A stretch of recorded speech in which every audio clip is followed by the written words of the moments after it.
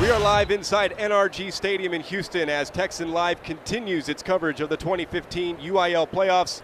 And tonight it's the Class 6A Division II Region 3 championship game between the number 2 ranked Katy Tigers and the 9th ranked Manvel Mavericks. It's the third meeting in consecutive years in the state quarterfinal round, and we're glad you've joined us. Hello, everyone. Alongside former Texas Longhorn Ken Moore, I'm Michael Silvers. As if there weren't enough storylines heading into this game, a bombshell was dropped on Wednesday when word came out about a possible forfeiture of the Katy Tigers' 66-0 victory over Friendswood 7 days ago.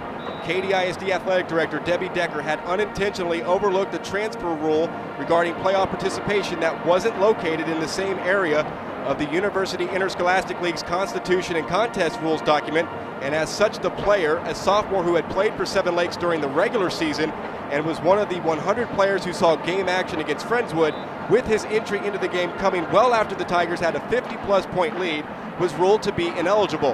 The UIL's 3-member state executive committee held an emergency meeting yesterday morning and heard testimony from Decker, Katy head coach Gary Joseph, and Katy ISD superintendent Dr. Alton Fraley, and looked over all the materials presented by Decker and took in consideration Katy ISD's history of exemplary behavior and status and how they self-reported their oversight, and ruled that the kids should not be disqualified or punished for the oversight by an adult, and came to the ruling of a public reprimand and 1 year's probation.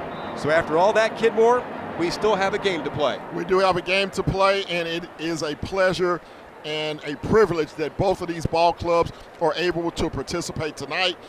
Tough deal for Katy, what they had to go through on Wednesday into Thursday. The ruling came down in their favor. For the record, I am in favor of the ruling. I think that these kids should not be punished by one simple mistake by the administration. But with that said, we have football inside NRG Stadium here tonight. Third go-round in a row for Katy, the defending regional champions, going up against Manvel, who is looking to unseat them. The Tigers come into this game winners of the last 3 regional championships in this season. The offense has been great, but the defense has been even better. Defense outstanding this season, only giving up less than 3 points per ball game, 9 shutouts on the season, captivated by that 66-0 shutout of Friendswood last week. But tonight, they are going against a Manvel offense that has scored over 70 points per game in the first 3 playoff outings. This is the last chance for Manvel quarterback De'Eric King, wide receiver Reggie Hemphill-Maps, and others on this Mavericks team that were on this team last year and even 2 years ago to finally dethrone Katy after 2 previous unsuccessful efforts in which they were dominated. The Mavs have scored 70 or more points in each of their first 3 playoff victories, and now add to the mix a possible distraction factor. Well, I think you can throw the distraction factor out the window at this point. I think once 11 o'clock hit on Thursday afternoon and Katy got the ruling down that they were going to play, everybody was excited. We talked to Coach Kurt Martin of Manvel before the game. He says he doesn't want it any other way. If they want to be a state champion, they want to go through the best. The best right now in the city of Houston in Region 3 are the Katy Tigers. Coming up next, we'll have interviews with both head coaches. We'll begin with Katy Tiger head coach Gary Joseph, and we preface that we did ask him before we conducted the interview if he wanted to speak a little bit about the UIL ruling. He preferred not to. He did comment a little bit on it at the beginning of the interview, and you will hear that next as we continue here from NRG Stadium. It's the site of the Class 6A Division II Region 3 championship game, Katy and Manvel. We're just getting started here on Texan Live. Can a Texas Realtor help you sell your home? Of course. Is a Texas Realtor your go-to source to buy property? You betcha. Will a Texas Realtor make you an omelet with salsa fresca? Unlikely. But if you want more office space, need a property manager, want to buy a ranch, get a condo, upgrade, downsize, or exchange your duplex for a triplex, a Texas Realtor is the professional for you. Just make your own omelet, okay? Whatever your real estate dream, a Texas Realtor can get you there. Find a Texas Realtor at texasrealestate.com. Will a Texas Realtor help you negotiate your real estate deal? Absolutely. Is a Texas Realtor your best source for accurate real estate info? Unquestionably. Will a Texas Realtor show you how to fold an origami penguin? Probably not. But if you want to buy your first home, sell your ranch, get a lake house, lease a warehouse, move downtown, uptown, or out of town, a Texas Realtor is the professional for you. You're on your own with the penguin, though. Whatever your real estate dream, a Texas Realtor can get you there. Find a Texas Realtor at texasrealestate.com. Welcome back to NRG Stadium and our pregame coverage. Standing by now with head coach of the Manvel Mavericks, Kirk Martin. Coach, first off, congratulations on the victory last week in this building against Straight Jesuit. Talk about the big victory. You know, our kids played real well and were focused and, you know, got out of here with a good win. 75 points. You haven't scored any less than 70 through your first 3 games of the postseason. Is this offense running at its highest level right now? You know, we're clicking pretty good. You know, the one thing that's going good as well is our defense. You know, we've been getting some defensive points and special team points as well. So, you know, we've been playing pretty good together as a unit. You have a tough opponent tonight. They've had to deal with some off-the-field issues. I'm sure that doesn't have any bearing on tonight's game. Your thoughts on playing the Tigers for a 3rd consecutive year? You know, we were hoping for this, to be honest with you. You know, we really needed to, you know, get this monkey off our back, and our kids have prepared and are ready for the challenge, and you know, I wouldn't have wanted it any other way. Did you at all consider having to prepare for Friendswood? No, I didn't. I mean, you know, just kind of wait and see deal, but I didn't think for a second that Katy wouldn't be playing tonight. So you know, I did make one phone call to Coach Koopman and said, hey, you know, if this thing turns out to where it is us, and I'll talk to you at about 11 and we'll trade some film and get after it. But that's about all the time and energy that I spent, you know, thinking about them, you know. So we, you know, we've been ready to go for the Katy Tigers for quite a while. Do you think there's any residual effect on their side from almost having this game taken away from them in terms of a distraction? I don't have any idea. You know, all I can do is coach my guys. I don't have any idea what's going on, you know, at their place. If the shoe were on the other foot, how do you think that your team would be affected, or how would they handle this? I couldn't tell you. Never been in that situation before. I have no idea. What concerns you about their offense, Coach, in that running game with those 2 running backs? You know, they're really, really good. You know, they're great up front. You know, they got a bunch of Division I football players on both sides of the ball. You know, their line is huge, and you know, they've got blue chip running backs to hand it off to. You know, not just 1 or 2, but probably 3 that are big time Division I running backs. They've got a great quarterback that'll go somewhere and play big time football. You know, they've got lots and lots of talent, so they don't just run it. You know, they throw the football real well too, so they're very balanced, and they're going to present a lot of problems. Do you think this is their best passing attack in the since you've seen them the last 2 years relative to what you saw on film so far? I think it's their best football team, period. You know, I hadn't seen a better football team than this in a long time, you know, if ever. You know, they're really, really good on all sides of the ball, and you know, really great up front, really great at receiver, great at quarterback, and running backs as good as any in the country. Outside of a few big runs last year for De'Aaron King, they seem to have his number in the game last year. What can you do differently maybe this year to try to get him a little more success when he makes the decisions to throw and to run? You know, I think we've got a great plan. You know, we'll see if we can execute the plan and hang on to the football and not turn it over in special teams. You know, we gave up a special teams touchdown and turned it over in special teams last year. So, you know, you do those kind of things, it kind of puts you behind the 8 ball, and then you're having to take some shots that you wouldn't normally take. So hopefully we can keep it close and get some first downs and you know, execute the offense. I feel like we'll play better. I think we prepared better. I mean, you know, we've been here before. You know, the bigness of the game is not an issue at all. I think it was the first year. Hopefully this is our year. What makes your team so good at takeaways? Because you are certainly on the plus side of the turnover margin. We're just really aggressive. You know, our kids are really aggressive, and you know, when you're running to the football, good things happen. You know, somebody knocks it loose and somebody else picks it up. You know, it's just team effort. You know, getting to the football as a team. You know, 11 hats to the ball is what we preach, and hopefully we're going to have to do that tonight. So. Reggie Hemphill Maps has 26 receptions, probably down from where he was at this point last year. Do you think defenses are trying to game plan more for him, which is allowing some of the other receivers like Hagdorn, Stokes, and Dykes to get a lot of touches this year? I don't know. I just think we're really good at receiver, you know, all 4 positions. You know, all of those kids are going to college to play football, and you know, I just think it's more of a deal where we're balanced. You know, we don't just focus on one guy. You know, he spreads it around great and takes what they're giving him instead of focusing on one guy. So, you know, I don't think it's any fault of Reggie's or any grand scheme of defenses. I just think, you know, we've done a really good job of spreading it around. Kicking game. I know last year you said special teams miscues and fumbles, but From the kicking game standpoint, with your place kicker and your punting, do you like where you're at right now? Well, we're missing too many extra points. It's never an excuse to miss an extra point. Other than that, I like where we're at. We're doing great on kickoff coverage. We're doing great on punt returns and punt coverage and kickoff returns.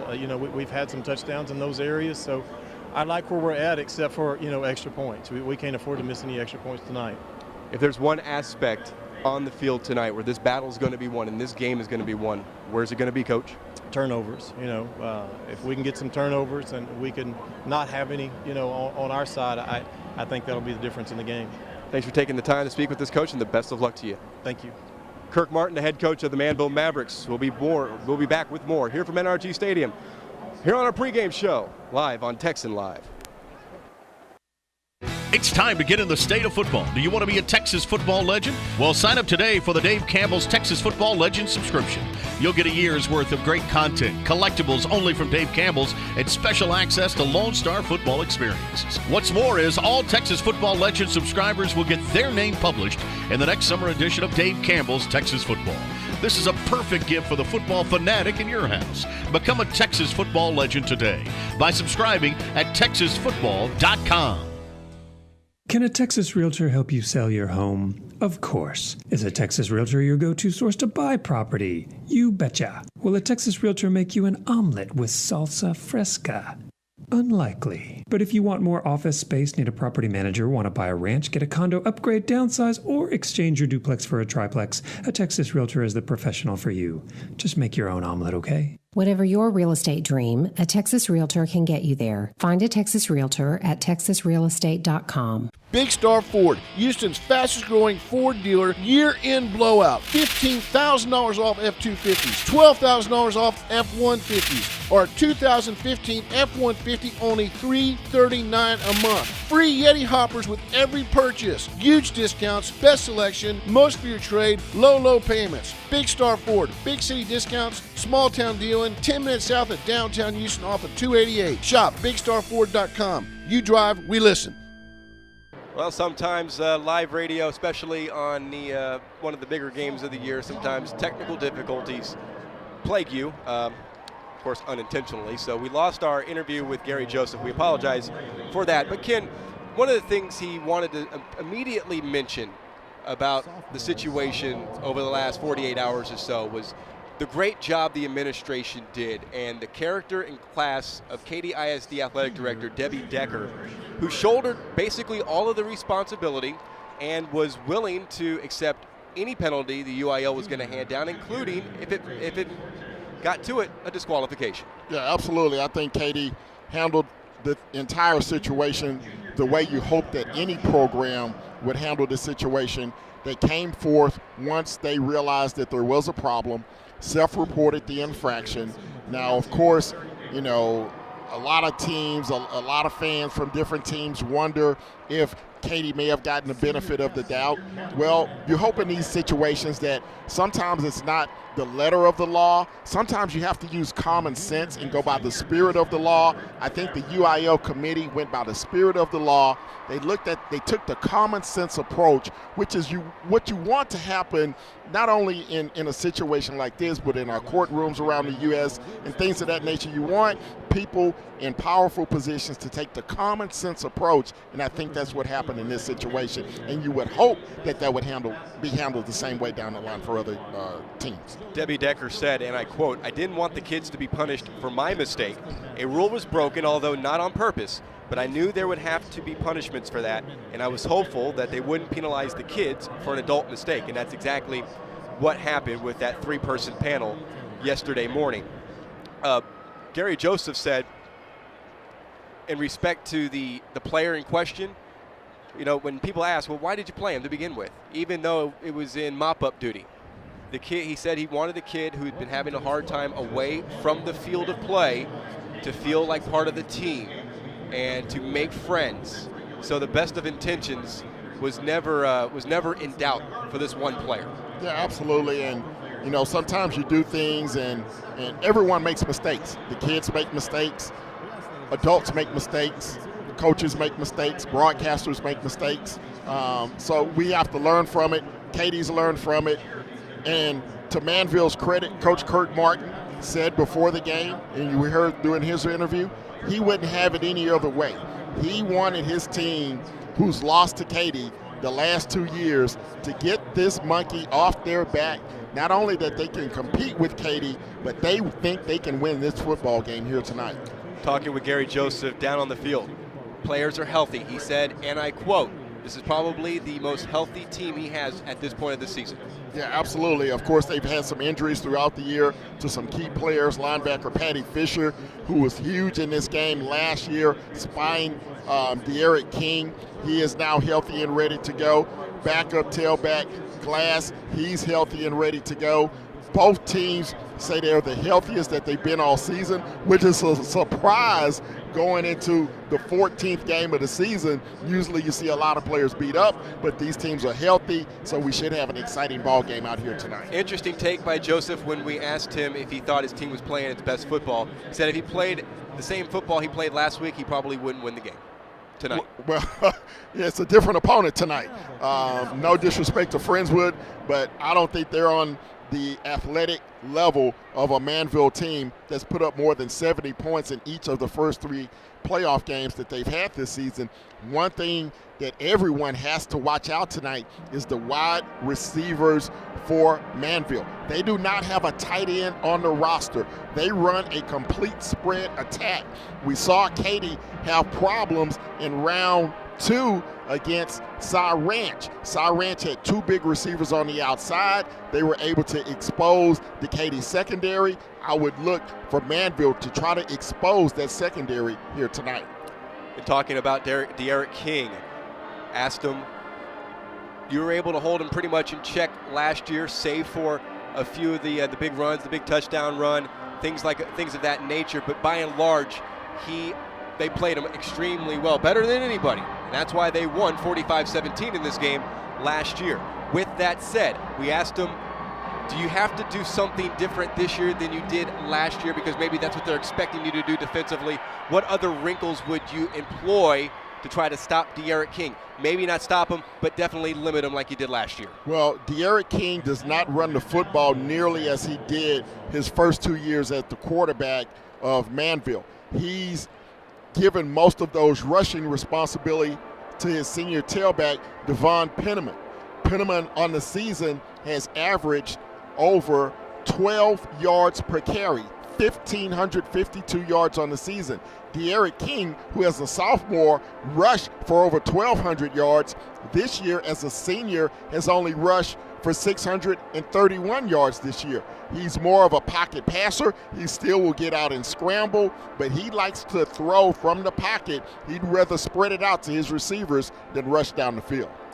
Getting back to the situation with the UIL, talk about the leadership of a guy like Colin Wilder, who once he found out that Katy were not going to be penalized with a disqualification, he went out and hugged his teammates, but he told his teammates to stay off their phones and social media and to rest last night. Well, that's what you expect from your senior leaders. I'm sure there were some anxious moments for those kids on Wednesday night as they waited for the decision to come down on Thursday morning. I'm sure there were some ancient moments in the classroom at Katy High School between 10 a.m. and 11 a.m. on Thursday morning while the hearing was going on. But once 11 o'clock cleared, once they got the clearance to play, I'm sure these kids put all that behind them. They're ready to go play football. Here's some quotes from Manvel players leading up to tonight's game. De'Aaron King says, I feel like we've been waiting for this game since we lost last year. It's been on our minds ever since then, so we're going to go out there and compete. We haven't played a really good game versus them yet. Our senior class, we played against them our sophomore year, and I feel this is our year to beat them. Hunter Hagdorn, we have had a bad taste in our mouth about that game last year. They sent us home early. We are just going to keep doing what we are doing, and we are on a roll right now. I think we are peaking at the right moment, so we just play our game, and I don't think anyone out here can play with us. Finally, Devon Penniman, we're just going to come out and be physical. They always say third time's the charm, and that could be our charm too. Is that bulletin board material? No, that's real. That is real material right there. Manvel feels like they can win this football game tonight. They have the same feeling against Katy that Katy had against Cedar Hill.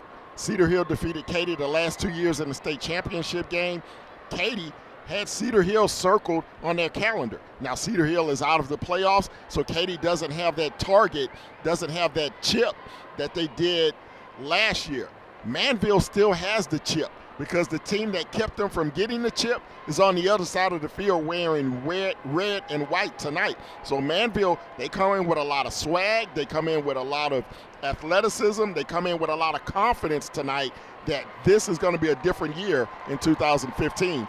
But that is the Katy Tigers we're talking about on the far sideline in red and white. A quotable from the Katy perspective, Patty Fisher on Manvel, the last 2 years are over with.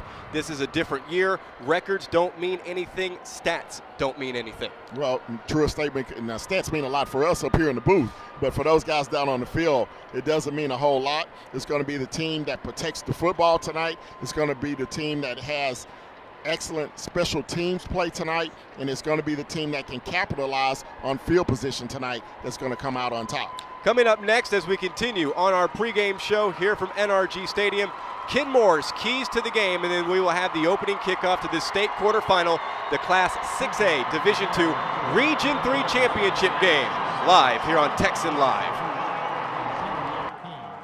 For Katy, we have number 5, Kyle Porter, 8, Giovanni Stewart, 9, Travis.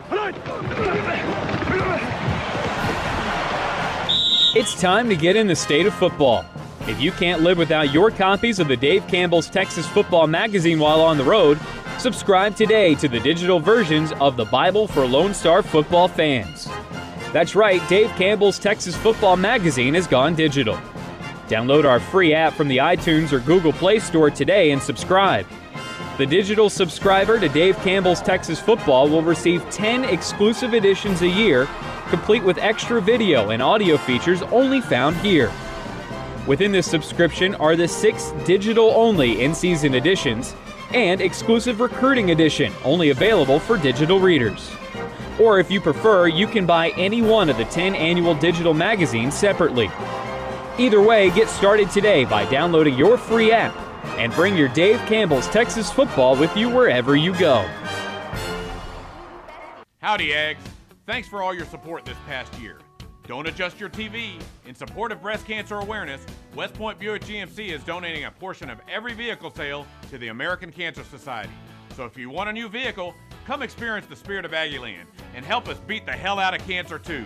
West Point Buick GMC, easy to get to on the Katy Freeway. Exit Barker Cypress both ways. West Point is just a better place to buy. Buick GMC. A better place.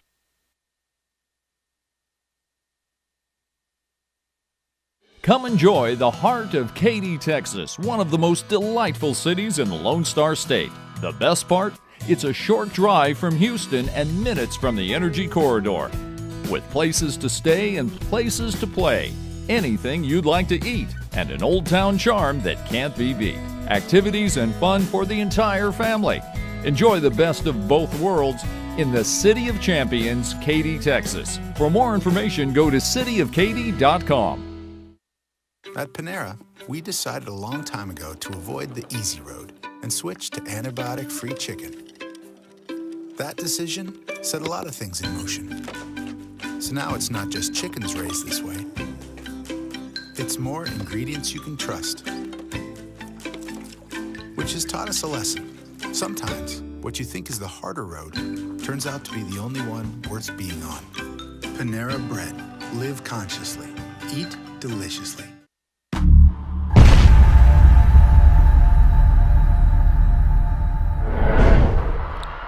Welcome back to NRG Stadium. Michael Silvers, Ken Moore with you as we get closer and closer to the opening kickoff of this Class 6A Division II Region 3 Championship game on Texan Live. Katy and Manvel, number 2 versus number 9.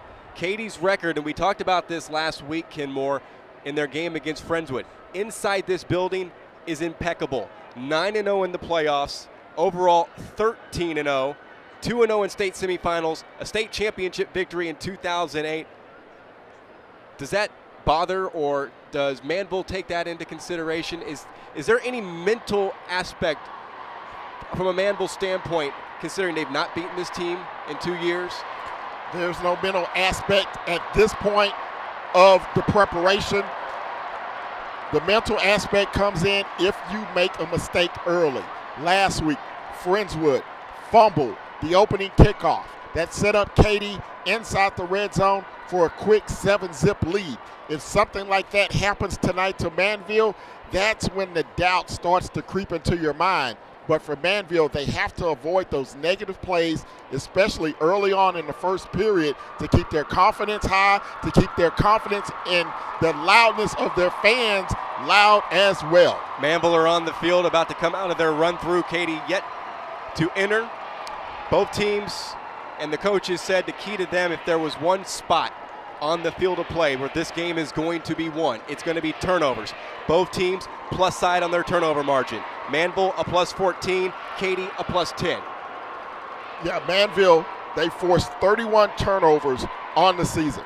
Turnovers will be huge in this ball game tonight. Coach Kirk Martin called it one of the keys to the game. It's the key to any big game in any big football sport, whether it's Little League, whether it's high school, college, NFL. Whoever wins the turnover battle gives themselves an excellent chance to win the ball game.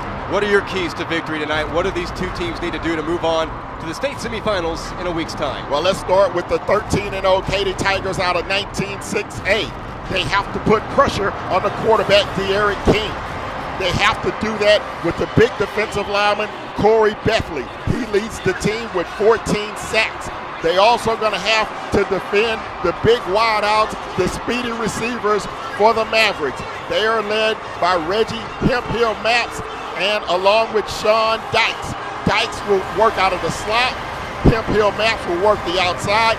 Katy will have to defend those big guys on the outside. They had problems with the Cy Ranch defenders in wide receivers in round 2.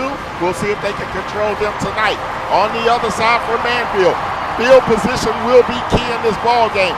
They cannot expect the Mavericks to go 70, 80 yards, and they cannot give the Katy Tigers short field position. And as we talked about, turnovers will be the biggest key of all. Manvel forced 31 on the season. They will need several more here tonight to pull the upset. The Katy Tigers have made their way out to run through to take the field here at NRG Stadium for the second consecutive week. Who's going to come out first? Manvel in all blue, and here they come. Mavericks come out. They are on the home side tonight. As you mentioned, in all blue, the white trim, the white numerals, the silver helmets with the big M on the side. Katy on the far side. They're the road team tonight. They will come out with the white jerseys, the red pants, the red numerals, the white helmets, the big Katy logo on the side, and here come the Tigers. Same uniforms as they wore last week in the 66-0 victory over Friendswood. They'll wait for Joshua Chu to get a running start, throw him high up in the air, somersaulting back down onto the Katy players at the 38-yard line. It's time to get in the state of football. If you can't live without your copies of the Dave Campbell's Texas Football Magazine while on the road, subscribe today to the digital versions of the Bible for Lone Star football fans. Download our free app from the iTunes or Google Play Store today and subscribe. The digital subscriber to Dave Campbell's Texas Football will receive 10 exclusive editions a year, complete with extra video and audio features only found here. Download your free app today and bring your Dave Campbell's Texas Football with you wherever you go. Will a Texas Realtor help you negotiate your real estate deal? Absolutely. Is a Texas Realtor your best source for accurate real estate info? Unquestionably. Will a Texas Realtor show you how to fold an origami penguin? Probably not. But if you want to buy your first home, sell your ranch, get a lake house, lease a warehouse, move downtown, uptown, or out of town, a Texas Realtor is the professional for you. You're on your own with the penguin, though. Whatever your real estate dream, a Texas Realtor can get you there. Find a Texas Realtor at texasrealestate.com. Big Star Ford, Houston's fastest growing Ford dealer, year-end blowout. $15,000 off F-250s, $12,000 off F-150s, or 2015 F-150 only $339 a month. Free Yeti hoppers with every purchase. Huge discounts, best selection, most for your trade, low payments. Big Star Ford, big city discounts, small town dealing, 10 minutes south of downtown Houston off of 288. Shop BigStarFord.com. You drive, we listen.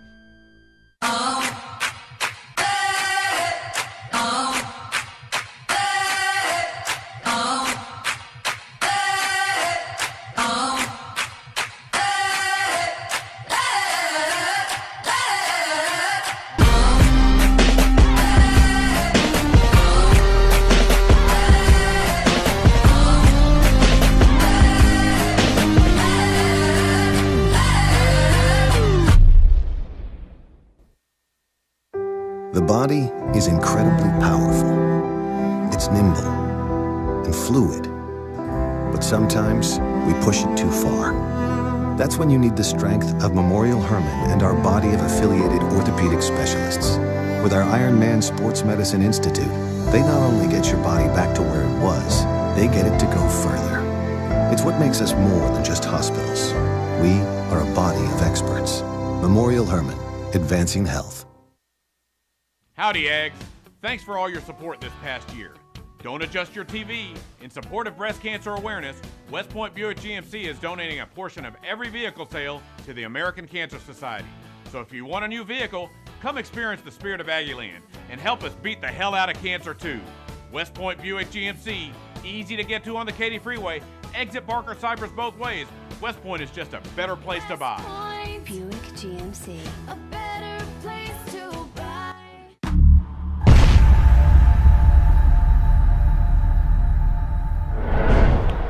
NRG Stadium, Region 3 championship game. Katy in white, red bottoms, red trim. White headgear with the Katy logo on either side, Manvel in all blue. Trimmed in white and red, silver helmets with the navy and red M on each side. They will have the end zone to our right, Katy. To our left, the Mavericks will travel from right to left in this first quarter. They will have the ball to start this Region 3 championship game, and it's an offense that's averaging 638.3 yards in the postseason. For the season, 516.8 yards per game against the defense, allowing opponents in the playoffs 178 yards, and through the season, 152.2 yards per game. Well, we have a fantastic crowd for this regional championship. It has the feel of a state championship game. Katy on the far side, Lower Bowl decked in red and white. Manvel on the home side, decked out in navy blue with a red trim. Ball between the hashes on the 40. Alex DeCray will kick it off from 9 yards deep. Right-footed kicker and a high end-over-end pooch kick. Fair catch called, bobbled, and Katy have recovered. It looks like Katy have recovered. It was bobbled by an up man, number 49, Cam Scott. The Tigers, just like last week, recover a fumble on the opening kickoff, and their offense comes out first. You have got to be kidding me. A fair catch called by Cam Scott, and he bobbled the opening kickoff just as Friendswood did last week. Katy will take over 1st and 10 at the Maverick 26. Colton Walker with the recovery. So out comes the Katy Tiger offense, averaging 530 yards in the postseason against the defense, allowing opponents 483 yards. Garrett Doron, senior quarterback in his 3rd regional championship game. Surveys the defense under center with an I formation, backfield, and on first down, a handoff, Kyle Porter, and he is hit at the line of scrimmage. First one through, Brian Johnson from the linebacking core, loss of 1. Sean Sims came in as well. It was a run off left tackle. Good penetration that time by the defensive front of Manvel. They run a 4-3 defense to try to slow down this Katy attack. Katy offensively this season averaging 455 yards of total offense. Second down and 11 from the 27. Turning, handing it off. Porter with a full head of steam. Helmet comes flying. That's the left guard, Peyton Schrack, as Porter is down to about the 22-yard line, gaining 5 on the play. Tackle made by Tyler Fuller. Katy, in their 13 games this season, they averaged 265 yards per game on the ground, nearly 190 through the air. Third down, 6 from the Maverick 22. The Tigers between the hash marks, scrimmaging from left to right. Twins set to the left. Doron under center, 3-step drop, fires, right side, make it the left side, and that is too tall for Tony Mullins. 3 and out for the Tiger offense. And we got some flags over on the far sideline. Number 18, the wide out for Katy. And Gula getting into it with a couple of the defensive backs, and flags flying already. Referee tonight is Bill Tilley. Emotions running high already. Both of these teams amped up for this one. JC and Gula, number 18 of Katy, on the far sideline, tangled up with a couple of the receivers.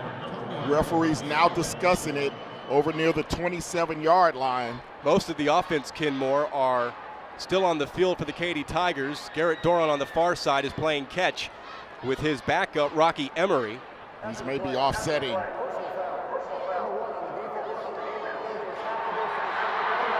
Only called on number 1, Deontay Anderson. Anderson, a senior. You do not need that from your senior defensive back. So this will move the ball into the red zone. And Katy with 2 big breaks, Manvel with 2 big mistakes. A fumble on the kickoff. They had stopped Katy on 3rd down. They commit a personal foul. Now Katy will have it 1st and 10, just outside the 10. In the backfield, Williams and Porter. The receivers, Mullins and Gulo. The tight end, Eichenberger. Shannon, Schrack, Howerton, Lopez, Galvan up front. Lopez, a recent verbal commit to Stephen F. Austin. 1st down and 10 from the Maverick 11. Katy attacking left to right. Handoff, Porter right up the middle, across the 5, and tackled down at the 1-yard line. That's going to be enough for a 1st down. They may mark him just a yard shy at the 2. Well, tackle made, by Brian Johnson, the linebacker. Well, a great lead block by number 43, Kyle Williams, as he was able to chop down one of the inside linebackers. Manvel on defense, they start 2 sophomores at linebacker. Trent Soreto, the inside linebacker, and Brian Johnson, the outside linebacker, joined by Jordan Camouche, the senior. Wilder comes in on the offensive end. In motion from the backfield. Here's a pitch right. Porter makes a cut, and he's in for the touchdown. Capitalizing on the opening kickoff and the muff by Cam Scott, and then the Deontay Anderson personal foul after a 3rd down incompletion. The Tigers make the Mavericks pay. They have a 6-0 lead. Well, you cannot make the type of mistakes that Manvel made to begin this ball game. The nerves, being a little too amped up, getting the best of the Mavericks here early in the 1st period. Chris Perez connects on the extra point. 10-14 remaining 1st quarter. The Tigers strike first. They lead it 7-0 here on Texan Live.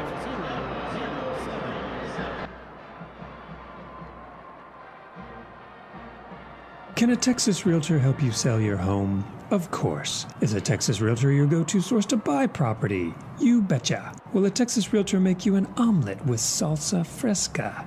Unlikely. But if you want more office space, need a property manager, want to buy a ranch, get a condo, upgrade, downsize, or exchange your duplex for a triplex, a Texas Realtor is the professional for you. Just make your own omelet, okay? Whatever your real estate dream, a Texas Realtor can get you there. Find a Texas Realtor at texasrealestate.com. Will a Texas Realtor help you negotiate your real estate deal? Absolutely. Is a Texas Realtor your best source for accurate real estate info? Unquestionably. Will a Texas Realtor show you how to fold an origami penguin? Probably not. But if you want to buy your first home, sell your ranch, get a lake house, lease a warehouse, move downtown, uptown, or out of town, a Texas Realtor is the professional for you. You're on your own with the penguin, though. Whatever your real estate dream, a Texas Realtor can get you there. Find a Texas Realtor at texasrealestate.com.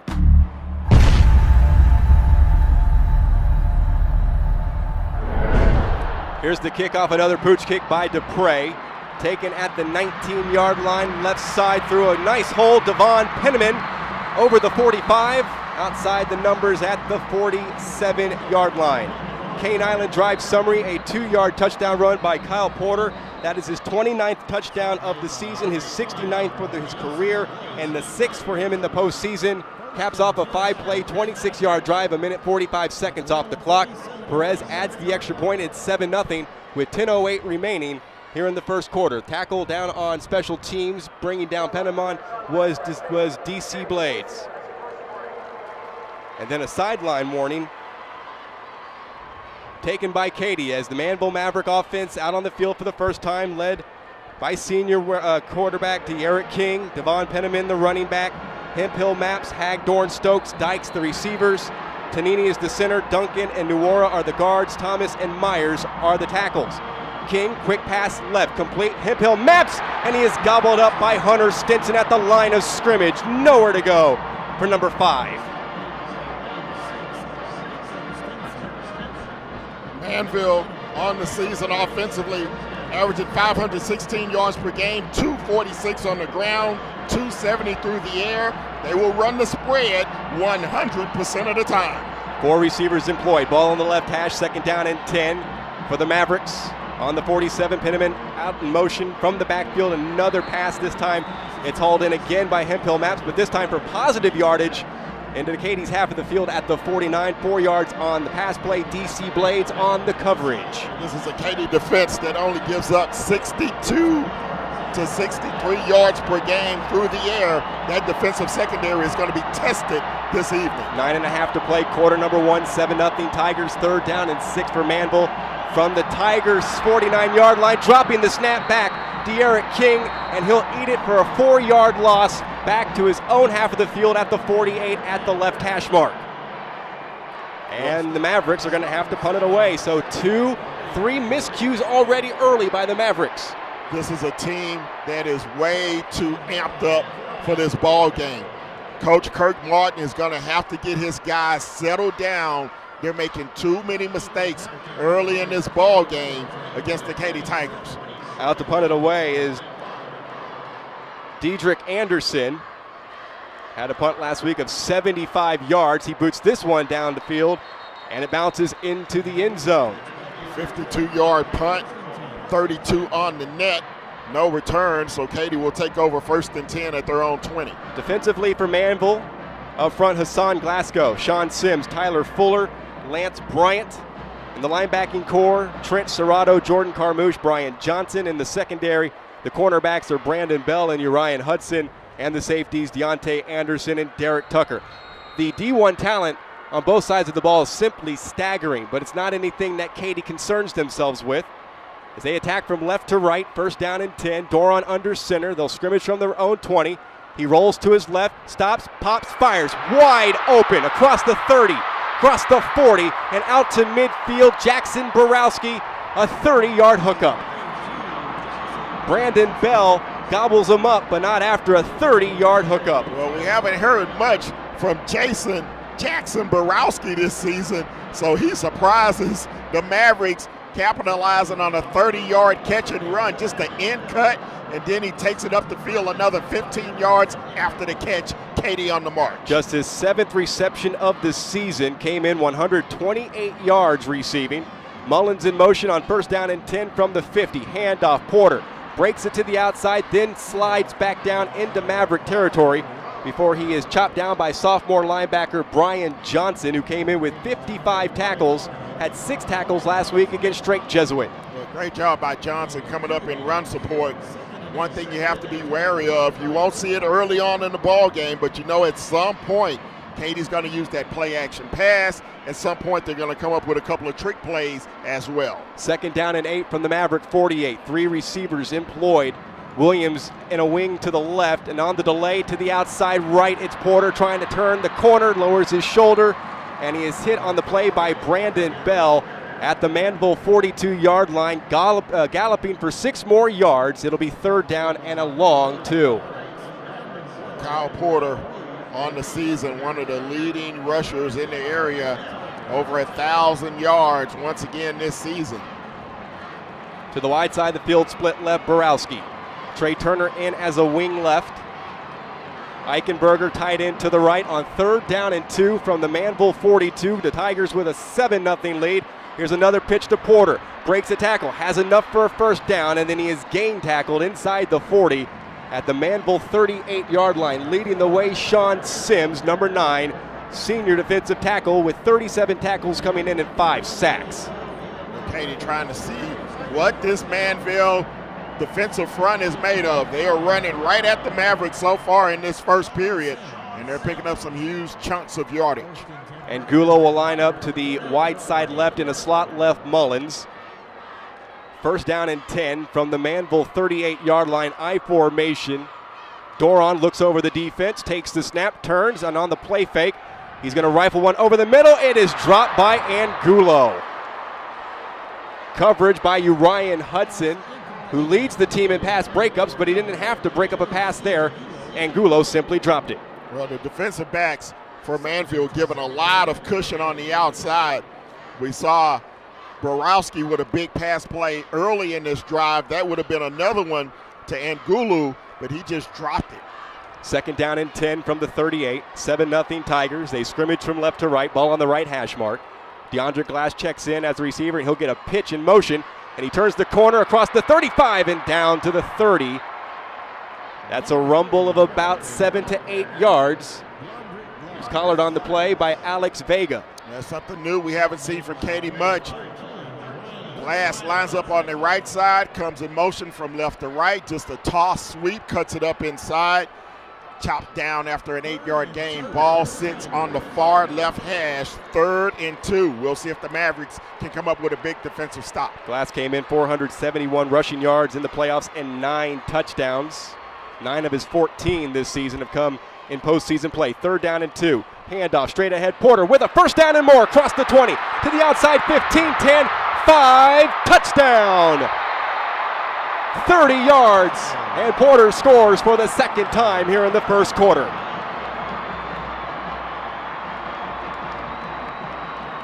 Out of the I formation, Porter once again over the right side behind his lead blocker, 43 Kyle Williams, and once he gets into the secondary, none of the Maverick defenders are big enough to bring down Kyle Porter as he just rumbles over people inside the 5 and into the end zone. Katy up by 2 scores. Snap, Jonathan Letter, a Chris Rubio Award semifinalist. The kick by Perez and end over end one that splits the uprights. It is 14-0. And we'll keep it right here as we kind of catch our breath. And we will mention that Texan Live is your new home for Houston High School sports. The road to state continues tomorrow with a pair of games at TexanLive.com. At 1, Dickinson and North Shore square off in a regional final, while at 3, it's Atascocita and Austin Westlake. They face off with a trip to the state semifinals on the line. Go to our website, TexanLive.com, for all the details. And Ken Moore, so far, it's been all Katy. They've capitalized on miscues, and they find themselves enjoying a 14-point lead, and Manvel be imperative to get some points on this next drive. Well, it looks like we've seen this story before, my friend. Last week against Friendswood, Katy was able to jump out to a quick 14-zip lead after Friendswood fumbled the opening kickoff. Manvel did the same here tonight. 2nd possession, the Mavericks able to complete a couple of passes, but on 3rd down, the quarterback, De'Aaron King, fumbles the snap. They have to punt it away. Katy promptly goes on an 80-yard drive, 7 plays to 2:53 off the clock. The Tigers on front early, 14-zip. Here's a Cane Island drive summary. 30-yard touchdown run by Kyle Porter, his 2nd touchdown of the quarter. Caps off a 7-play, 80-yard drive, 2 minutes, 53 seconds, the time of the drive. Perez knocks through his 2nd extra point, 5:58 remaining in the 1st quarter. 14-0 Tigers. And Ken, dating back to the game they played in 2013, Katy have scored on 17 of their 25 possessions since that game in 2013 against Manvel. Well, when you give the Tigers a short field, as the Mavericks did on their 1st possession, it really gives the Tigers confidence to put together an 80-yard drive like we just saw on their 2nd possession. Here's Chris Perez. Low line drive kick. It bounces over the 20, across the 10, and it'll be taken upfield between the hashes by Jalen Preston. Takes it to the outside, and is dragged down from behind at the 22-yard line by Keegan Oddie. So now the Manvel Mavericks, trailing by 14 with 5:50 left in the first quarter, will matriculate from right to left and try to get points on the board as they trail by 14. Well, this is a huge offensive series for the Mavericks, maybe one of the biggest ones in the ball game. Now you are forced to make some plays offensively, move down the field. Coach Martin huddling up with his offense, empowering them, encouraging them, giving them confidence. Don't get down by being down 14 zip. Mentally, stay physically well in tune into the ball game. King came into this game 2,723 yards, 42 touchdowns passing, 4 interceptions. Hands it off, and Devon Penamon is tackled at the 24-yard line. Galloping for 2 yards, Giovanni Stewart leading the way, senior in the linebacking core with his 74th tackle of the season. Penamon gains 2. Well, this has been a breakout season for Penamon. Over 1,500 yards on the ground this season, 23 touchdowns, averages nearly 13 yards every time he touches the rock. And a pre-snap flag. The Mavericks will be charged for starting early.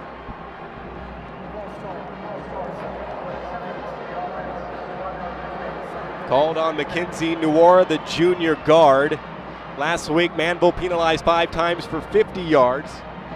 Drops them back inside their own 20. They'll scrimmage between the hash marks, right to left from their own 19. 3 receivers employed, 2 in the backfield. Play fake to Penniman, and it's King straight ahead, and he goes nowhere. He gains a yard to the 20. The Tigers were not fooled. Leading the way, Patty Fisher, number 42, a Northwestern pledge, had 5 tackles last week against Friendswood. That's his 54th tackle of the season.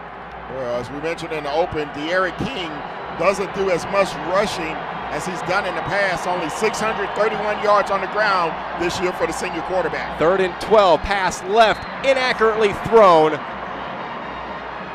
Trying to find Hip Hill Maps. Could not connect with his target. And another 3 and out by the Manvel offense. The Tigers hold. They'll get it back with good field position as they await a punt forthcoming from Diedrich Anderson. Well, the Mavericks, you see a little frustration starting to set in over here on the near sideline. It's going to be Coach Kurt Martin's hardest job to date to try to keep this team positive through this early onslaught by Katy. Big kick, drives Wilder back, who had a 67-yard punt return for a touchdown last week, and he can have another one. Left side across the 30, 20, 15, and out of bounds. They will spot him around the 13-yard line. Well, this punt return unit is one of the best that you'll ever see.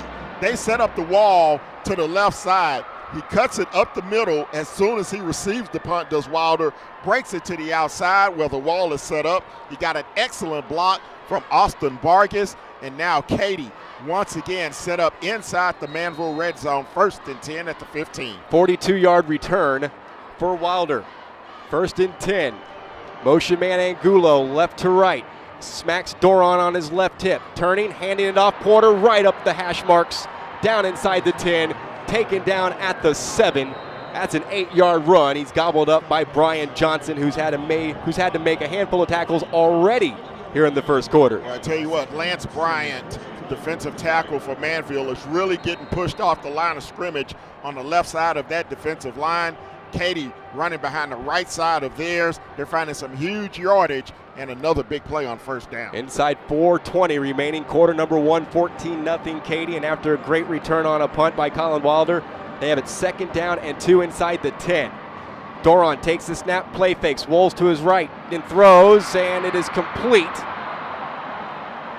He rolled to his left, I beg your pardon. The pass hauled in at the 2-yard line. Tackle made by Urian Hudson as Kyle Williams on the receiving end of that Garrett Doron pass. Yeah, just a little play fake. That time they go to the left side. They fake the run out of the I formation, and the fullback Williams slips into the flat. Nice throw by Doron, getting it low and outside. He's able to turn it up. 1st and goal, Tigers. From the left hash mark on the 2, I formation backfield. Doron studies the defense, takes the pitch, hands it off, and it is Porter. Touchdown. this third of the quarter. Too easy for Katy right now. Way too easy in this one. Again, simple toss to the right side. This time leading the way up through is the fullback, Trey Turner, the backup. He gets the kick out block on the cornerback, Brandon Bell, and Porter walks in for 6 more. Perez out for point after try number 3 of the quarter. Hayden Baker will hold. Letter with the snap. The kick on the way. End over end.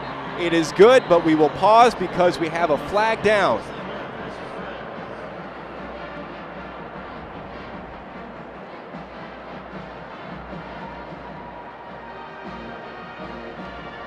Looks like the extra point will stand. So let's step aside. 3:58 remaining in the first quarter. 21-0 Tigers here on Texan Live. Big Star Ford, Houston's fastest growing Ford dealer, year-end blowout. $15,000 off F-250s, $12,000 off F-150s, or 2015 F-150 only $339 a month. Free Yeti hoppers with every purchase. Huge discounts, best selection, most for your trade, low payments. Big Star Ford, big city discounts, small town dealing, 10 minutes south of downtown Houston off of 288. Shop BigStarFord.com. You drive, we listen. At Panera, we decided a long time ago to avoid the easy road and switch to antibiotic-free chicken. That decision set a lot of things in motion. So now it's not just chickens raised this way. It's more ingredients you can trust. Which has taught us a lesson. Sometimes, what you think is the harder road turns out to be the only one worth being on. Panera Bread. Live consciously. Eat deliciously.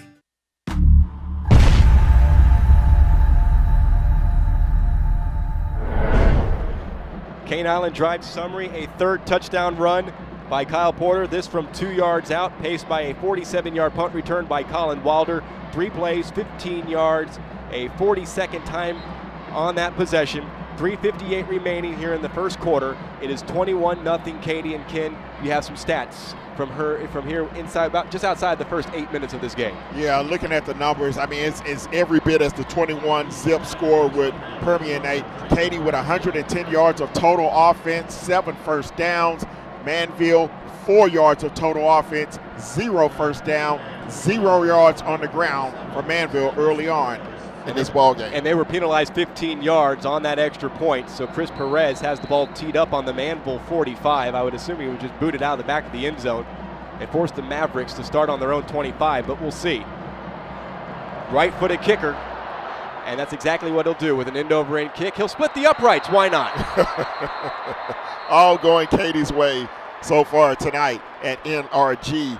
And to make matters worse for Manvel, 3 penalties here in the first period for a total of 33 yards. Let's run down the Katy defense. Bethley, Woodring, and Matus up front. Stewart, Boyd, Fisher, and Stinson are the linebackers. In the secondary, DC Blades and JR Blades are the starting cornerbacks, while Colin Wilder and Travis Willock are back deep as safeties. Well, we hope that Manvel can settle down. They have to come out with their same game plan. They have to, if they can, ignore the scoreboard right now at 21 zip. Still a long way to go.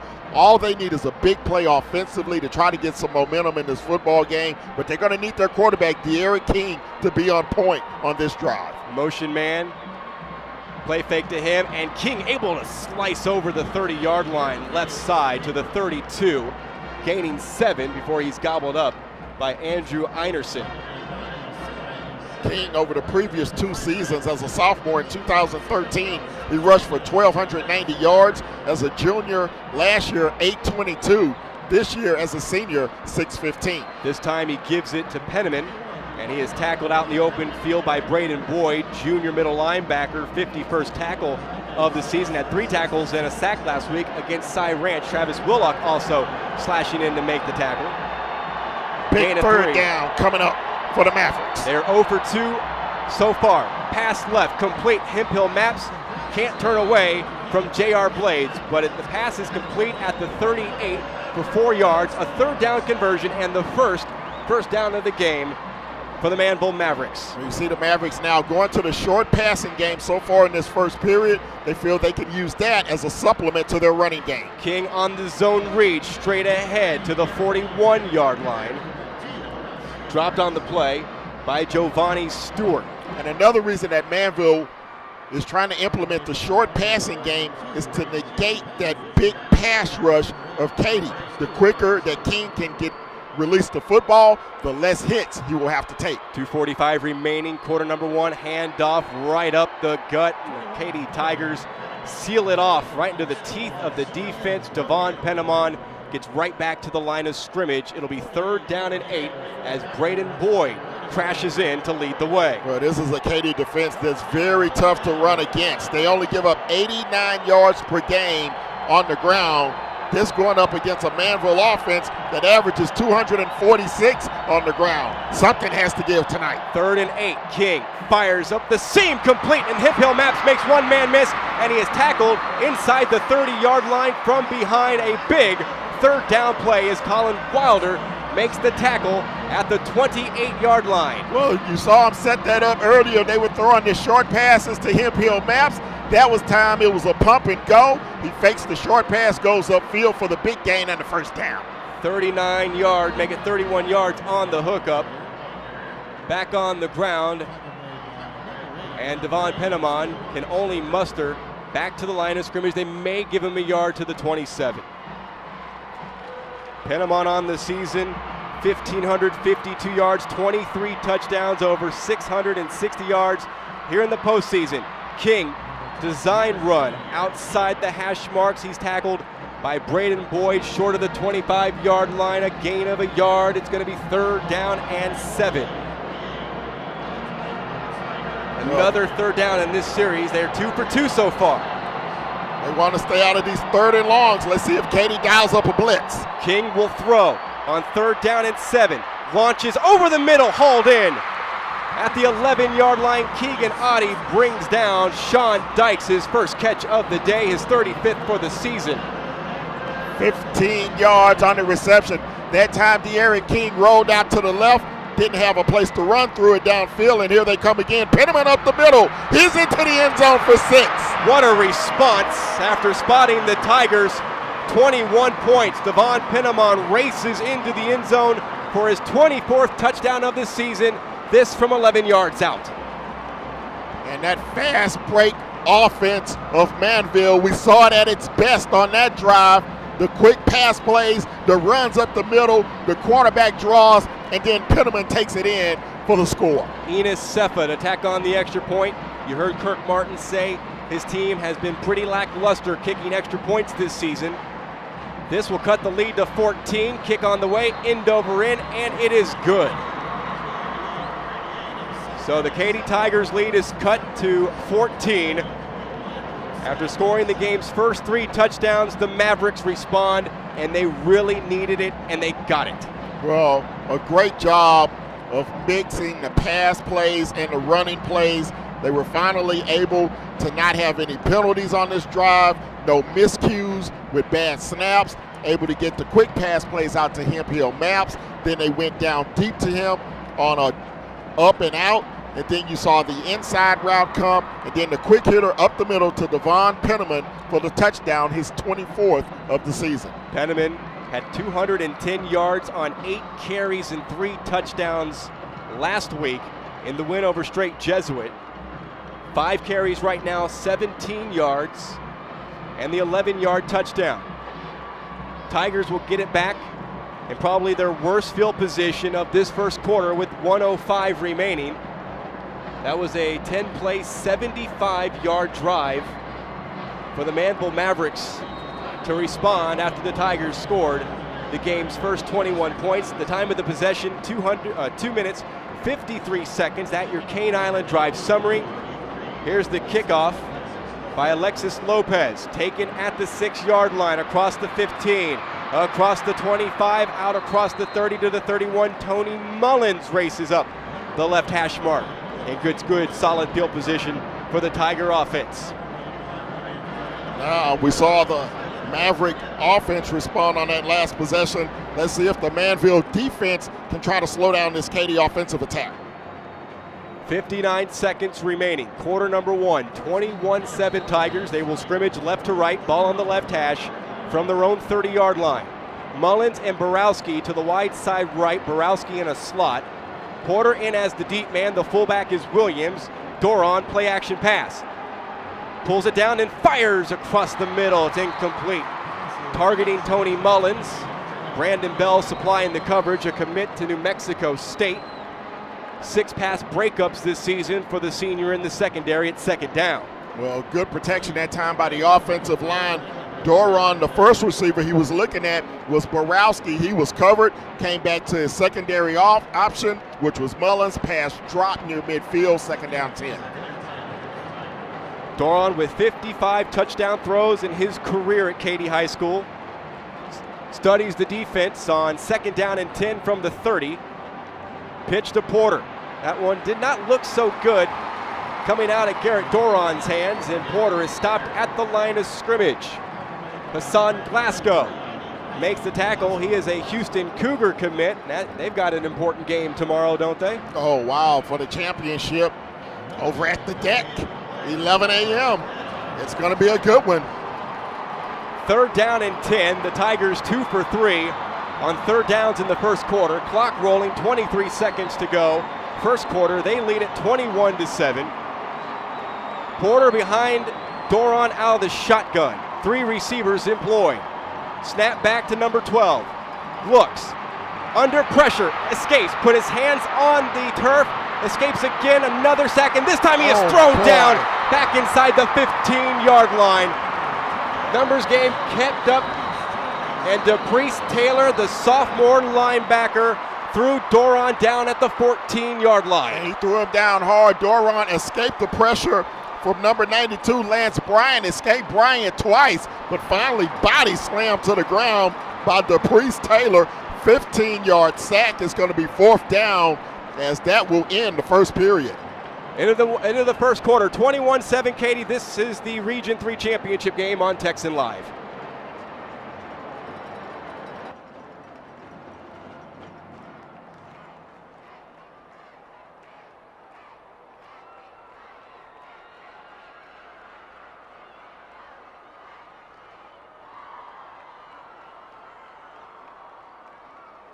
Download the new Fox Sports Southwest Football Friday app. Connect and get live scores statewide. Find games near you. Plus, get your photos on our Friday night show. This is the one app that can handle high school football in Texas. Get the App Store and type Football Friday. Friday high school football isn't over till you watch High School Scoreboard live. Final scores, big plays, plus the DQ Big Game of the Week. Be a part of the most watched high school football show in Texas. Friday on Fox Sports Southwest.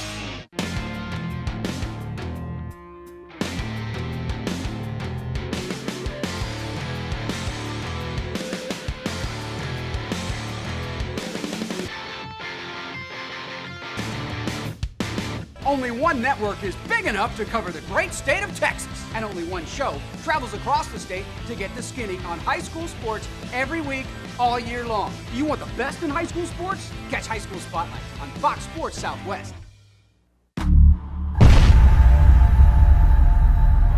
Michael Vasquez out for punt number 1. He re-enters the lineup after being out for a few games due to ineligibility.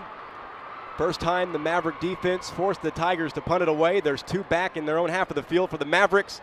And Vasquez with an end-over-end kick, fielded at the 49-yard line, across the 40, outside the numbers, right side. Urian Hudson down to the Tiger 35-yard line. Jonathan Letter, the deep snapper, with the tackle upfield. A 14-yard return, best field position of the night for the Manvel Mavericks. And they were able to flip the field position. Now they will start on Katy's side of the 50 for the first time tonight at the 35. 35-yard punt by Vasquez. Came into this game averaging 37.8 yards a kick. The Mavericks from left to right, pass to this side of the field, the right side complete. Patty Fisher brings down Hemp Hill Maps. DC Blades also there. It's a 5-yard reception to the future Texas Longhorn. Well, Maps just taking advantage of the cushion given to him by DC Blades over here on the near side. Picks up a quick 5. King pump fakes. Pump fakes again, passes again to the right side, complete. Penniman to the 27-yard line, good for 3. It's 3rd down and 2. This time Penniman is the secondary receiver. He wanted to go to Maps deep on a corner route. It was covered well. He went to his safety valve. Penniman picks up 3, 3rd down. Let's see if they go to the quarterback draw. 5 straight completed passes thrown by De'Aaron King, 3rd down and 2 from the Tiger 27. Penniman in the backfield with them, offset to the right of De'Aaron King. 4 receivers employed. Handoff Penniman. He's got a lane across the 20, 15, and taken down at the 12-yard line. Colin Wilder makes the tackle after a run of 15. But that time they went to their big horse, Penniman, up the middle. He runs over the right side, drags Wilder for an additional 5 yards after contact. And now the Mavs set up inside the red zone on the right hash. 1st and 10, and looks like we're going to have a timeout. Tigers take their first timeout of the game. 11-12 left in quarter number 2. 21-7 Manvel. This is Texan Live.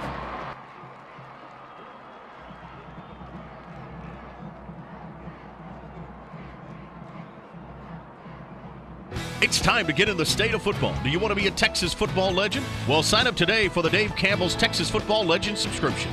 You'll get a year's worth of great content, collectibles only from Dave Campbell's, and special access to Lone Star football experiences. What's more is all Texas Football Legend subscribers will get their name published in the next summer edition of Dave Campbell's Texas Football. This is a perfect gift for the football fanatic in your house. Become a Texas football legend today by subscribing at texasfootball.com. Can a Texas Realtor help you sell your home? Of course. Is a Texas Realtor your go-to source to buy property? You betcha. Will a Texas Realtor make you an omelet with salsa fresca?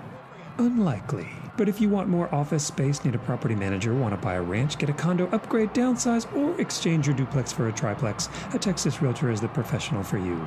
Just make your own omelet, okay? Whatever your real estate dream, a Texas Realtor can get you there. Find a Texas Realtor at texasrealestate.com.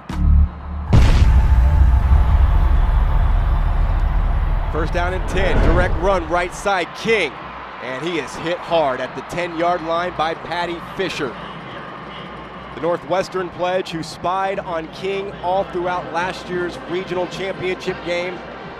53 tackles, 2 sacks, 2 forced fumbles this season for the senior inside linebacker. King is stopped for a gain of 2. Well, Patty Fisher and De'Aaron King know each other very well, going head-to-head in that regional championship last year. Patty Fisher was the personal spy for De'Aaron King and held him in check last season in this ball game. Snap back to King on 2nd down. Pocket collapses. King taken down at the 10. Give him a half yard. Michael Matus, sophomore defensive lineman, 4 tackles and a sack last week against Friendswood, drops King after maybe half a yard picked up. Great job by the Katy defense keeping King inside the pocket. He had a lot of room outside to the left, but they set the edges, did not let him get outside. Another big 3rd down for the Mavs. 3rd and 8. King fires over the middle, and it's just off the fingertips of an outstretched Sean Dykes. Coverage by Travis Willock. So a decision here by Kirk Martin, his offensive coordinator Larry McCray, a finalist for Dave Campbell's Texas Football Magazine Assistant Coach of the Year.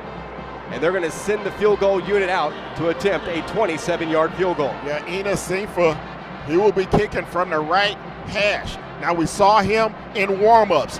He was struggling from everywhere on the field in warm-ups. This will be a 27-yard attempt from the right hash. Let's see if he can connect. The holder is Hemphill. Matt's kick is on the way. End-over-end kick, and it is good. So the lead now cut to 21-10 as we want to break it here with 9:58 left in the 2nd quarter. 21-10 Katy here on Texan Live.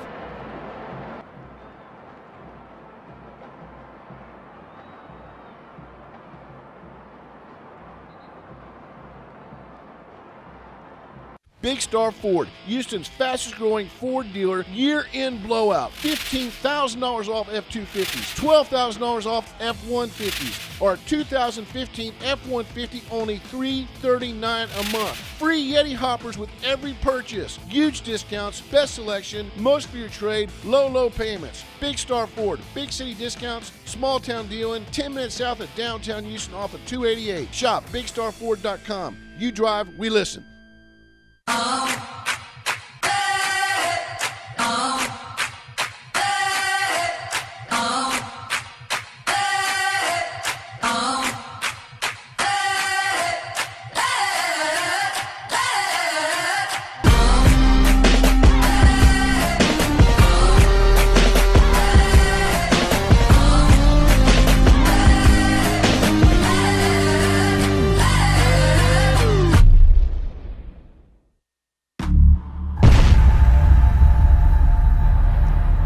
Houston High School football playoffs continue next week, and Texan Live is your home for the postseason.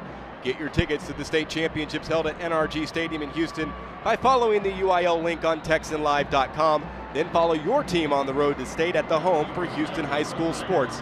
TexanLive.com. 27-yard field goal by Enos Sefa. 7 plays, 25-yard drive, a minute 52 off the clock. After scoring the first 21 points of the game, the Katy Tigers now lead at 21-10 as Manvel have scored the last 10. And here's the kickoff by Alexis Lopez. Mullins from the 5, angling back between the hash marks, and he bounces off a tackle, but only briefly. Down on special teams, Sam Smith. The Tigers will start from their own 15-yard line, leading 21-10 with 9:52 remaining until halftime. But Manvel was able to force a 3-and-out on the last series by the Katy Tigers. This time the Mavericks have them pinned back to begin at their own 15-yard line. Let's see if their defense can come up with another big stop. Looks like they're going to actually mark him out at the 16-yard line to begin this possession. From right to left, 9:52, ball just inside the left hash mark. Doron under center looks over the defense and pitches, and straight ahead it is Porter, and he is stopped. Jordan Carmouche crashes in to make the tackle. It's a loss of 1 on the play, back to the 15. Well, big play by Carmouche from his left outside linebacker position, comes up and lays the wood to Porter on that one, drops him for a 1-yard loss. Second down and 11. Porter with all 3 of the Tiger touchdowns that came in the first quarter. He is a U.S. Army All-American game selection. Kingwood Shewo Alanalua also given that distinction earlier this week. On second down and 11, keep it on the ground. Porter tries to bounce it to the outside, and he cannot escape. Brian Johnson with a big tackle inside the 15, another loss of a yard.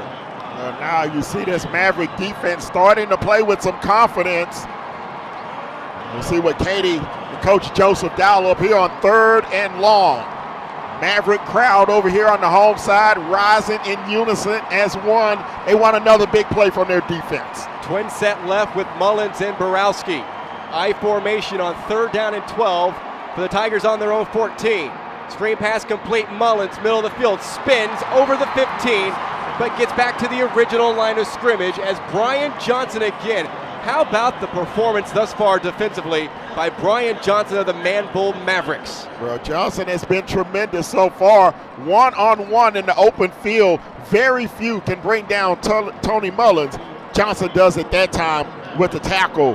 Came into tonight one of the leading tacklers on the ball club with 55. Anderson, Hudson stand at their own 45 and 46-yard line respectively. Vasquez will field this punt snap at his own 2. Gets a good snap from Jonathan Letter. End over end kick. Hudson has to let it bounce. It takes a sideways bounce and is downed at the Maverick 47-yard line by D.C. Blades. That is a 37-yard kick. So 2 consecutive 3-and-outs for the Manvel defense. They have finally settled down in the ball game. Total yards right now, Manvel actually has the edge, 104 to 95. When was the last time you could say that about a Katy game? Long way from being over, 7:48 left in the second quarter. 21-10 Mavericks trailing the Tigers. with a chance to cut into this lead even better. They begin with a spread formation, ball on the right hash. Penniman off the right shoulder of De'Aaron King. Hunter Hagdorn in motion, sliding from right to left. And a handoff, Penniman, he's in trouble outside left. And he is stopped for a yard. He's going to be stopped at the 45. That's a loss of 3. Giovanni Stewart leading the way defensively for the Tigers. It's a loss of 3. Great job by Stewart, the right defensive end, getting outside, setting the edge. He had the initial contact against Penniman. Didn't bring him down, but he slowed him enough for Travis Willock and the rest of his teammates to get there. 3-yard loss for the Mavericks. 2nd down, 13. From their own 45, studying the defense, King gets the snap back, drops it left side in the flats to Penniman. He gets back to the line of scrimmage as he is chopped down by J.R. Blades. Came in with 17 tackles and an interception, had 4 tackles in the Cy Ranch game 2 weeks ago. 3rd down and 9 after a 4-yard pass play. Haven't heard much from number 7, Corey Bethy, this afternoon. Here he comes now. King, left side, and that is caught. J.R. Blades, the cover man. The pass hauled in by Sean Dykes. That's his 2nd reception of the game, and they will mark him at the 1st down marker. It's going to be good enough for a 1st down on a 9-yard reception. Good job by Dykes coming back for the football, but he nearly came back too far and lost the 1st down. He was able to step out of bounds right at the yard marker on the far side. 1st and 10 Mavs at the 42. Mavericks are 5 for 8 on 3rd downs. Handoff. Penniman runs into Hunter Stinson at the 37-yard line, a 5-yard carry. Travis Willock also there to bring down number 21. See a lot more patience right now out of the Mavericks. They've slowed the pace just a bit. Still going at tempo. Want to make sure they don't have any mistakes. 6:20 remaining in the 2nd quarter. 21-10 Katy. King in trouble, scrambles, waggles to his left, and then he loses the football as he tried to throw it away, and Corey Bethley, we just mentioned his name, having not made much of an impact. He recovers the football. There's a flag down at the 48-yard line in Katy's half of the field. The officials rule it is indeed a fumble, and Katy have recovered, but we'll check the penalty marker. Well, King rolling out to his right, trying to throw the football away. It just slips out of his hands. And Bethley, Johnny on the spot, falls on it at the Katy 48, but let's check the penalty. The Maverick offense remain on the field as the officials talk things over. Katy defense has left the field. They feel like it's against the Mavericks. Kirk Martin is yelling at our referee, Bill Tilley.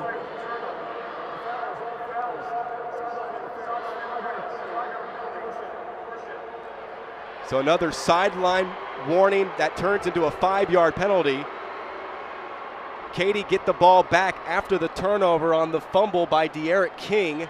Wow. And they will have it to begin this possession right to left hash mark on their own 47-yard line. They've been able to cash in on all of the Mavericks' miscues so far.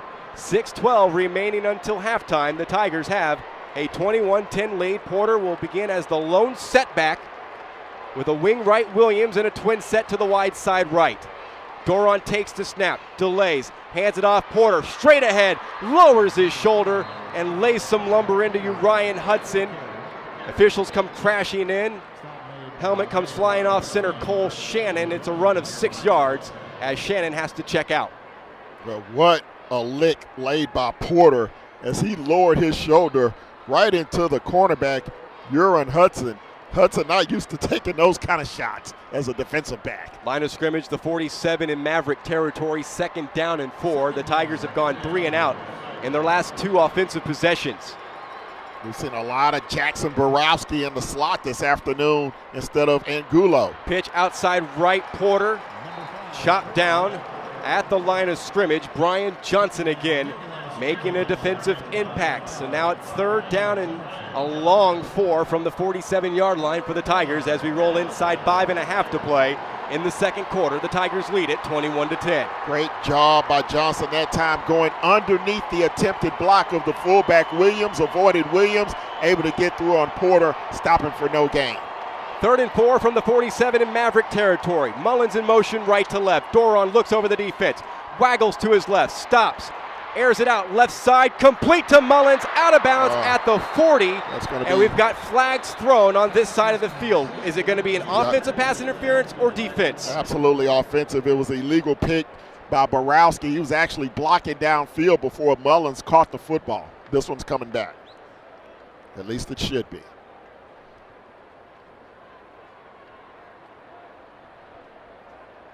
Bill Tilley learning things right now at the 47-yard line. He'll announce it to the attending crowd here at NRG.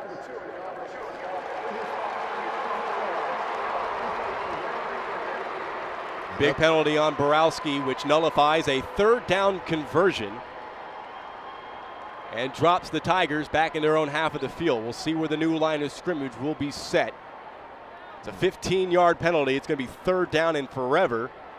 And not a lot of plays in the playbook for third down and forever. Electric Katy. This is a spot on the field where they normally come up with some type of trickeration.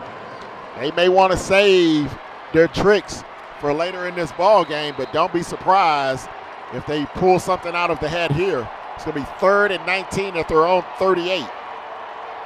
Doron, modified pistol look, gets the snap back.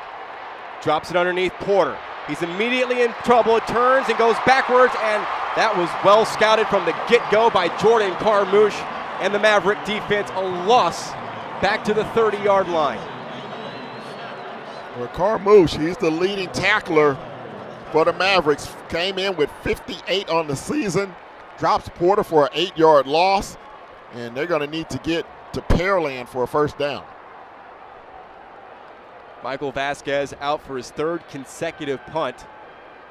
The Tigers will snap it at the 30. At one point, they had it in Manvel territory. Snap back to Vasquez. Delivers the punt that is sky high. Fair catch made. A tough catch for Urian Hudson at the 31-yard line.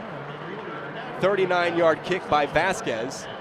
And that stops the clock with 4:07 left in quarter number 2. A 21-10 Katy lead, but the Mavericks have another chance to cut into the lead. And for those of you just joining us, Katy jumped out to a quick 21-zip lead in this one as Manvel, like Friendswood last week, fumbled the opening kickoff. But once the Mavericks settle down, they've been able to put up 10 consecutive points. They had another turnover on their previous possession. Now they take over 1st and 10 at the 30. King, screen pass, right side, Penniman. Rumbles over the 35-yard line, angled out at the 36 for a 5-yard pass play. Patty Fisher leading the way defensively for the Tigers. They're going to officially start this drive at the 31, so give him 5 on the pass play. 2nd down. Manvel, 4:01 to go here before halftime. They have all 3 timeouts remaining. King 9 of 12, 79 yards in the first half. 2nd down and 5 from the 35. King on the zone read, keeps it. Can't get much yardage. Positive yards to the 38, a gain of 2. Dropped by Braden Boyd. It's 3rd down and 3 coming up for the Mavericks. De'Aaron King on the season averaging just over 6 yards a carry. Right now, they need to pick up half of that, 3 on 3rd down. 21-10 Tigers, 3:35 to play until halftime. Hagdorn in motion, joining the trips package left. They look over to the sideline, this side of the field for the play call. 10 on the play clock, and it looks like the Mavs are going to use their first timeout of the half. 3:22 left in quarter number 2. 21-10 Tigers over the Mavericks. This is the 2015 UIL playoffs on Texan Live. Howdy, Eggs. Thanks for all your support this past year. Don't adjust your TV. In support of breast cancer awareness, West Point Buick GMC is donating a portion of every vehicle sale to the American Cancer Society. So if you want a new vehicle, come experience the spirit of Aggieland and help us beat the hell out of cancer too. West Point Buick GMC, easy to get to on the Katy Freeway, exit Barker Cypress both ways. West Point is just a better place to buy. Buick GMC, a better place to buy. The body is incredibly powerful. It's nimble and fluid. But sometimes we push it too far. That's when you need the strength of Memorial Hermann and our body of affiliated orthopedic specialists. With our Iron Man Sports Medicine Institute, they not only get your body back to where it was, they get it to go further. It's what makes us more than just hospitals. We are a body of experts. Memorial Hermann. advancing health. Michael Silvers, Ken Moore, and our Texan Live crew, NRG Stadium on a Friday night Region 3 championship game. Class 6A Division II bracket. 21-10 Katy over Manvel. 3rd down and 3 for the Mavericks. They'll scrimmage from their own 38, ball on the right hash mark. We'll see if we can get it to their leading receiver, Sean Dykes. He's at the top of the formation on the far side. 5 receivers employed. Pass in and out of the hands of Reggie Hemphill Maps. Right there to shot. Right, and that was from DC Blades, number 29 for the Tigers, and Hemphill is unfortunately still down on the field turf. And that was a head-to-head collision between Blades and Hemphill Maps over here on the near side. They're going to check him out, and we'll take a break. We'll be right back.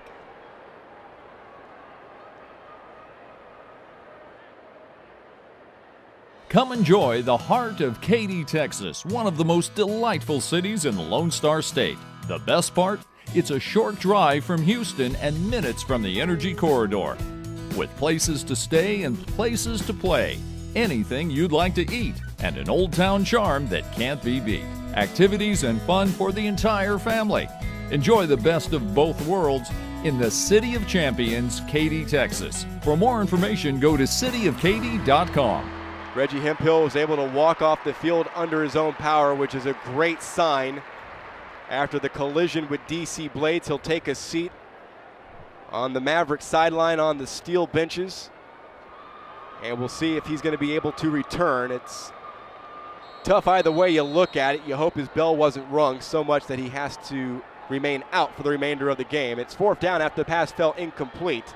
Yeah, he's one of their leading receivers. 26 receptions on the season, 512 yards, 6 touchdowns. Flags on the play for a legal substitution. The offense came back out on the field after Hemphill Maps was injured on the play. Looked like they may have tried to, at the very least, Ken, try to bark Katy off sides, but after that penalty for a legal substitution, the punt team's out for Manvel. Well, a lot of mistakes for the Mavericks here in the first half. A couple of turnovers, multiple penalties. Lucky to be in this ball game at 21-10.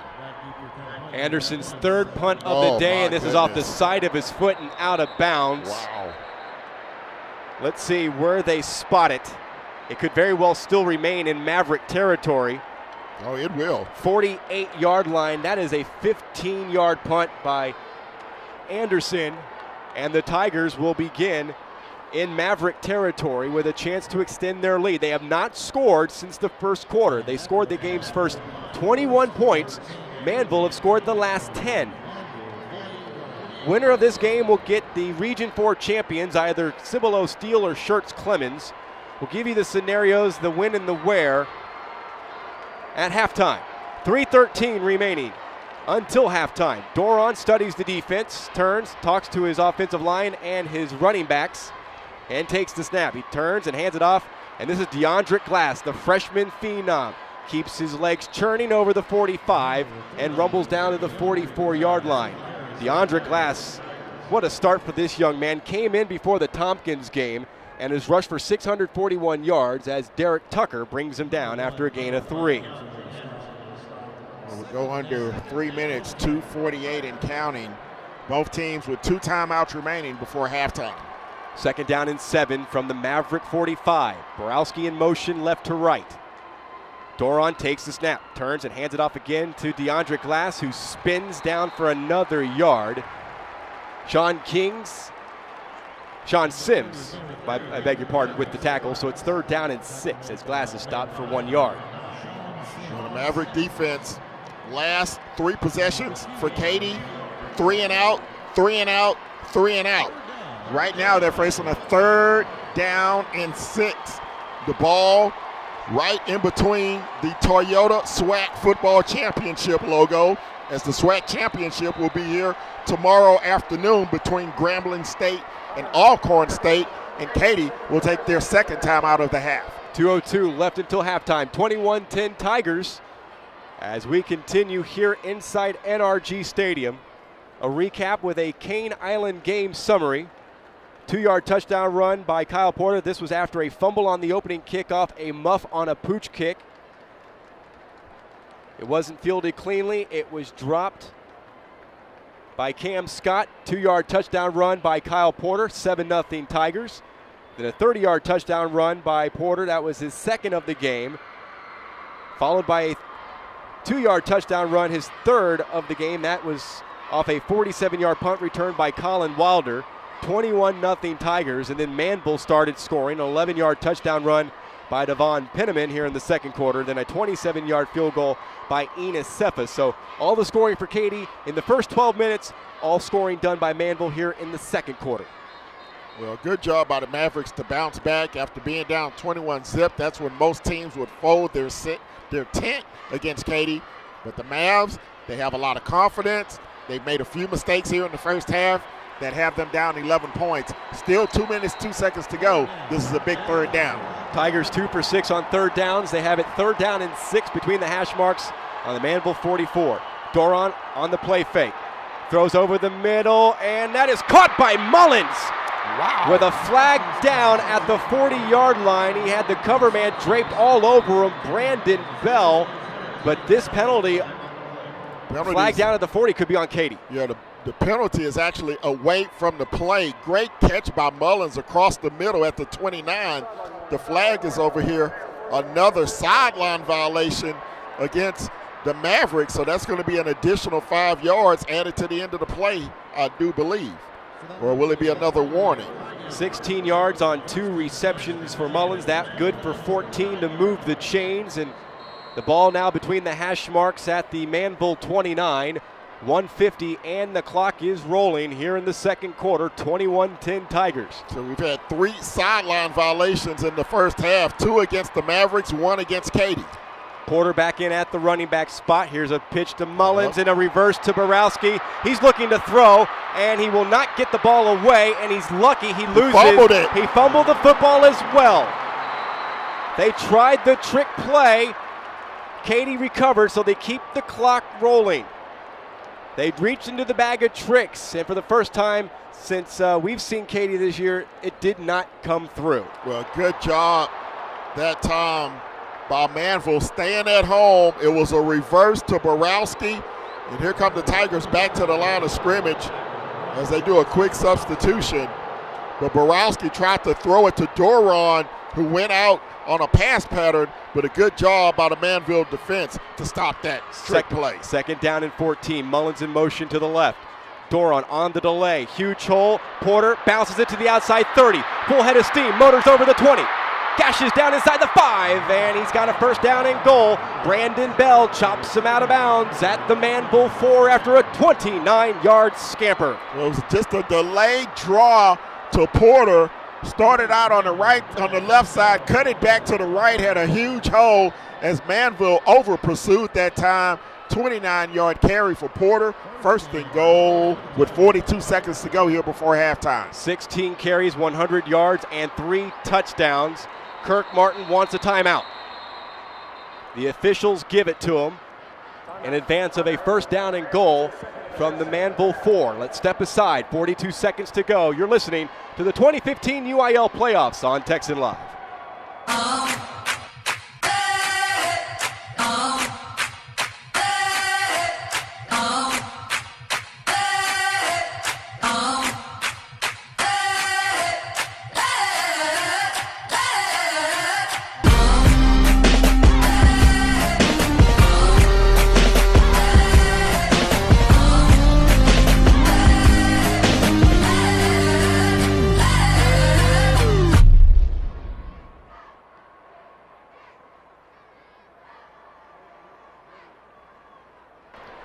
Manvel spin their second time out, NRG Stadium.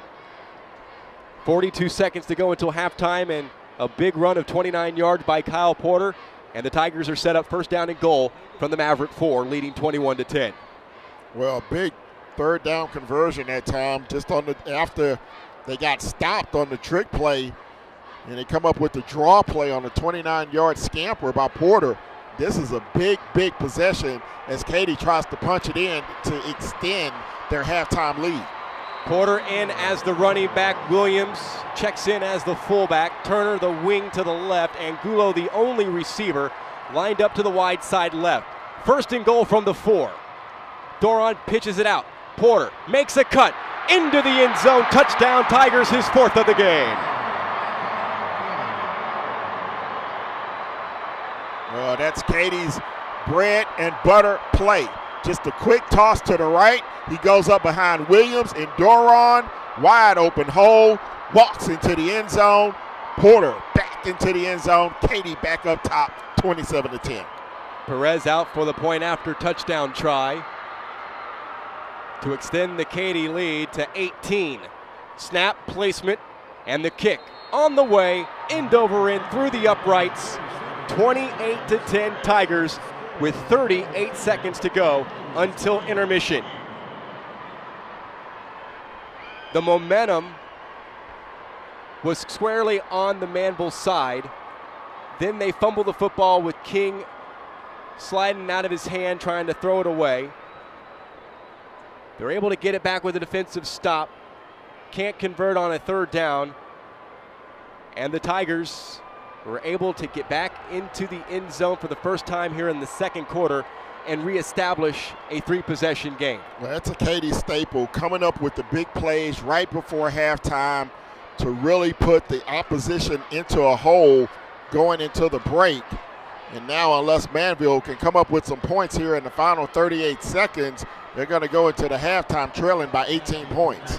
Cane Island drive summary, 4-yard touchdown run for Kyle Porter. That is number 4 for the day.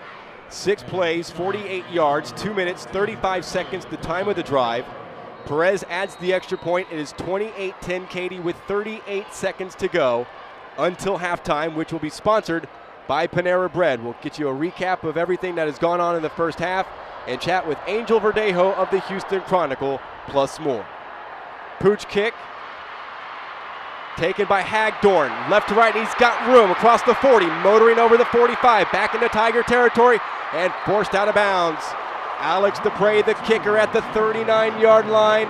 A solid return from right to left, and Hunter Hagdorn sets up Manvel 1st and 10 from the Tiger 39. Well, great job that time on the return. As you mentioned, going right to left, able to cross midfield. Now Manvel will set up shop in scoring position. 39-yard line. They have 29 seconds and 1 timeout. Manvel doesn't need a lot of time to score, especially from just 39 yards out. Hemphill is not in the ball game. 4 receivers employed on 1st down and 10. Snap back to King. A pump fake. Pressure comes. He throws That's right. Picked off. Travis Willock back the other way. Slices over the 30, 35, and out of bounds at the 41-yard line. That is Willock's 5th interception of the season. Continues his team-high pace for the Northwestern Pledge. His 5th interception of the season. For King, that is his 5th interception thrown on the year. Bad decision by King, going deep down the near sideline, threw it into double coverage, and I knew that one was picked from the beginning as the safety just read his eyes. He stared down his receiver. It's picked off, and he returns it back near midfield, and we'll see if Katy tries to add some points. 18 seconds to go here before the break. Keep in mind, the Tigers will get the ball to start the 3rd quarter, so they may just take a knee considering they have an 18-point lead. Why risk anything? We have an injury on the field, so we'll take a timeout. 18 seconds to go. 28-10 Katy on Texan Live. The body is incredibly powerful. It's nimble and fluid. But sometimes we push it too far. That's when you need the strength of Memorial Hermann and our body of affiliated orthopedic specialists. With our Iron Man Sports Medicine Institute, they not only get your body back to where it was, they get it to go further. It's what makes us more than just hospitals. We are a body of experts. Memorial Hermann, advancing health. The injured Maverick was Mackenzie Nuora, hopped up and was able to walk off under his own power. 18 seconds to go in the 2nd quarter, 28-10 Katy. I formation in the backfield with Porter, dot in the I and Gulo. Sent in motion left to right, and Doron turns and hands it off to Porter. Outside right, just outside the hash marks. He is tripped up by Brian Johnson. That is a 5-yard run and a timeout taken by the Tigers, preserving 9 seconds left on the 2nd quarter clock. Well, they want to give the ball to Porter one more time. Anytime this kid touches the football, he's a threat to go to the house. Even on a simple I-formation handoff, he can take it the distance. Each team with one timeout remaining. Panera Bread halftime show coming up next. Now, of course, we saw that. I guess there wasn't a timeout. They have started the clock, and we have reached halftime. Halftime score, the Katy Tigers 28, the Manvel Mavericks 10. Your quick analysis of the first 24 minutes. Well, for the Mavericks, simply too many mistakes, too many penalties, 3 turnovers in the first half, only equated to 7 Katy points, but it kept Manvel from really getting their motor going offensively. For the Tigers, they've been tremendous rushing the football here in the first half. 97 yards on the ground, 44 passing, 141 total yards to Manvel's 109.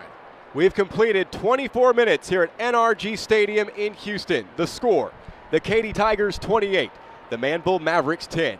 Now stay tuned for the Panera Bread halftime show. It comes your way in just a moment right after these messages. This is the 2015 UIL Playoffs, heard live here on Texan Live.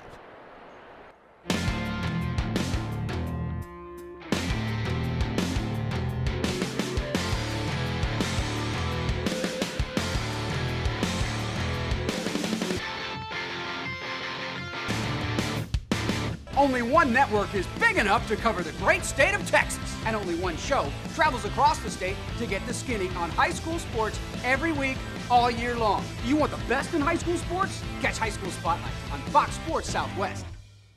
Download the new Fox Sports Southwest Football Friday app. Connect and get live scores statewide. Find games near you. Plus, get your photos on our Friday night show. This is the one app that can handle high school football in Texas. Hit the App Store and type Football Friday. Friday high school football isn't over till you watch High School Scoreboard live. Final scores, big plays, plus the DQ Big Game of the Week. Be a part of the most watched high school football show in Texas. Friday on Fox Sports Southwest. Howdy, Eggs. Thanks for all your support this past year. Don't adjust your TV. In support of breast cancer awareness, West Point Buick GMC is donating a portion of every vehicle sale to the American Cancer Society. So if you want a new vehicle, come experience the spirit of Aggieland and help us beat the hell out of cancer too. West Point Buick GMC, easy to get to on the Katy Freeway. Exit Barker Cypress both ways. West Point is just a better place to buy. Buick GMC, a better place to buy. The body is incredibly powerful. It's nimble and fluid.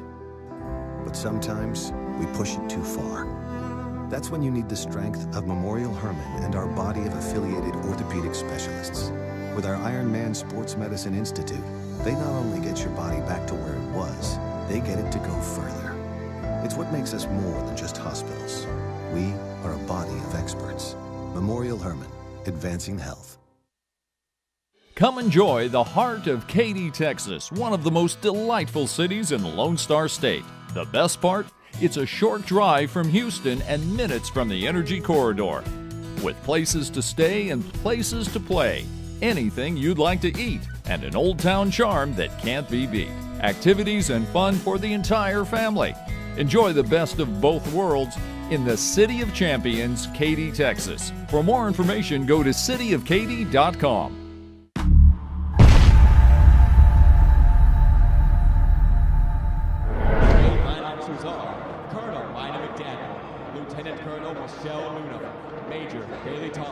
Lieutenant Amanda Stewart and Caitlin Simmons, Sergeants Claudia Barajas, Sarah Dwyer, Sydney Lee, and Avery Taylor. The Katy Brigade receives invitations to perform at contests and events across the country, and its members serve as ambassadors throughout the Katy and Greater Houston area.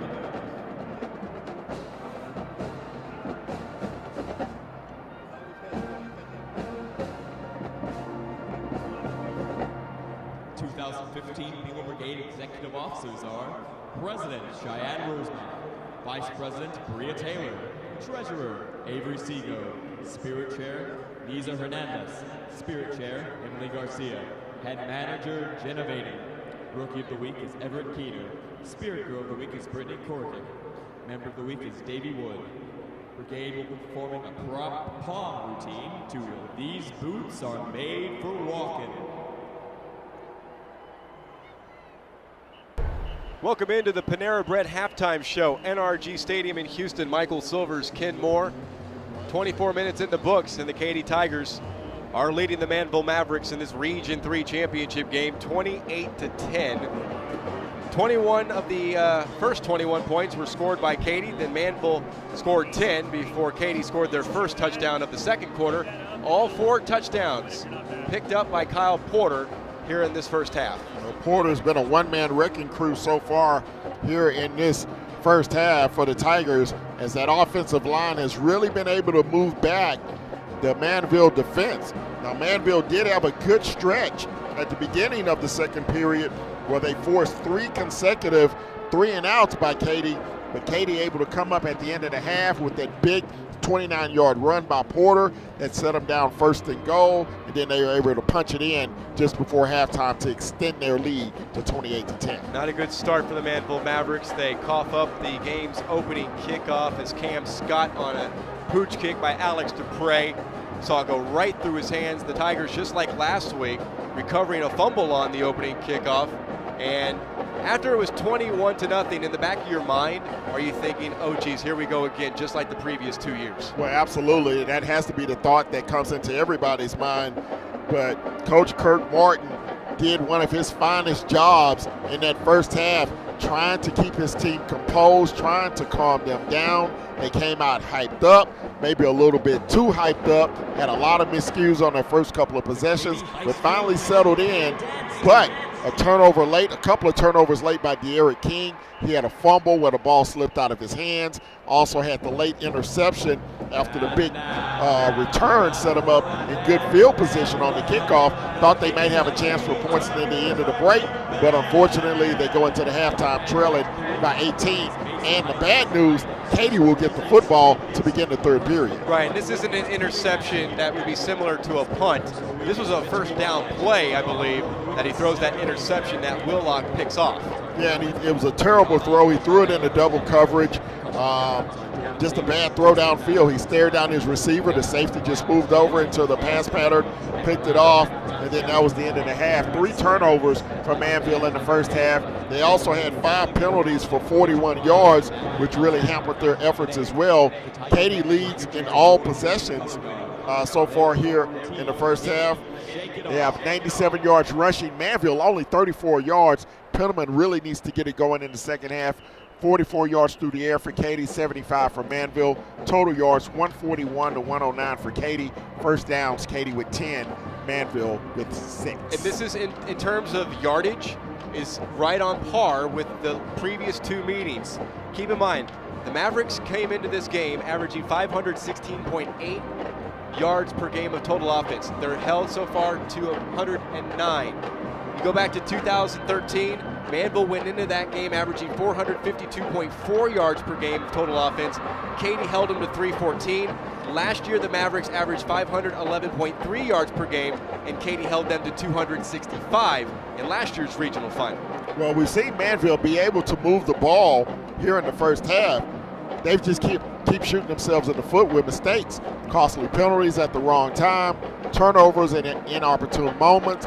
We saw a fumble snap as well by De'Aaron King. So they're just going to have to settle down in the second half, continue to play their game error-free, and their defense is going to have to force some turnovers. They forced 31 turnovers on the season, 0 turnovers here for Katy in the first half. By and large, what kind of letter grade would you give the Manvel defense? Yes, those 28 points, a little bit deceiving because of field position, but overall, I think they've done a very good job at stuffing Kyle Porter and really disrupting what Doron wants to do throwing the football. Well, I would give them a C at this point because outside of the red zone, they've been very good. They did allow that 80-yard touchdown drive on the second possession, but they have not been able to stop Kyle Porter once they get inside the red zone. Their red zone defense is really going to have to stiffen up and force Katy into some field goal attempts. All right, coming up next, we will hope to get Angel Verdejo Jr. of the Houston Chronicle down here from the press level about 5 stories above where we are positioned here at NRG Stadium. We are at halftime, and this is the Panera Bread halftime show. The Katy Tigers have a 28-10 lead over the Manvel Mavericks. This is the 2015 UIL playoffs on Texan Live.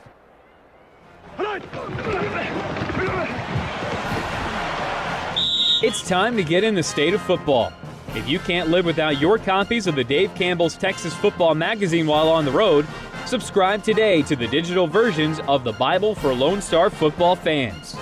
That's right, Dave Campbell's Texas Football Magazine has gone digital. Download our free app from the iTunes or Google Play Store today and subscribe. The digital subscriber to Dave Campbell's Texas Football will receive 10 exclusive editions a year, complete with extra video and audio features only found here. Within this subscription are the 6 digital-only in-season editions and exclusive recruiting edition, only available for digital readers. Or if you prefer, you can buy any one of the 10 annual digital magazines separately. Either way, get started today by downloading your free app and bring your Dave Campbell's Texas Football with you wherever you go.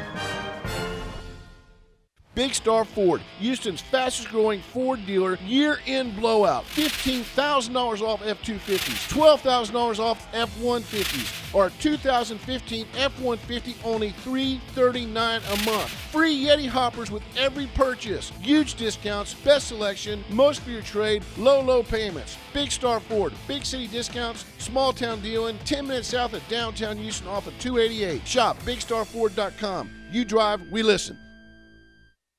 At Panera, we decided a long time ago to avoid the easy road and switch to antibiotic-free chicken. That decision set a lot of things in motion. So now it's not just chickens raised this way. It's more ingredients you can trust. Which has taught us a lesson. Sometimes, what you think is the harder road turns out to be the only one worth being on. Panera Bread. Live consciously. Eat deliciously.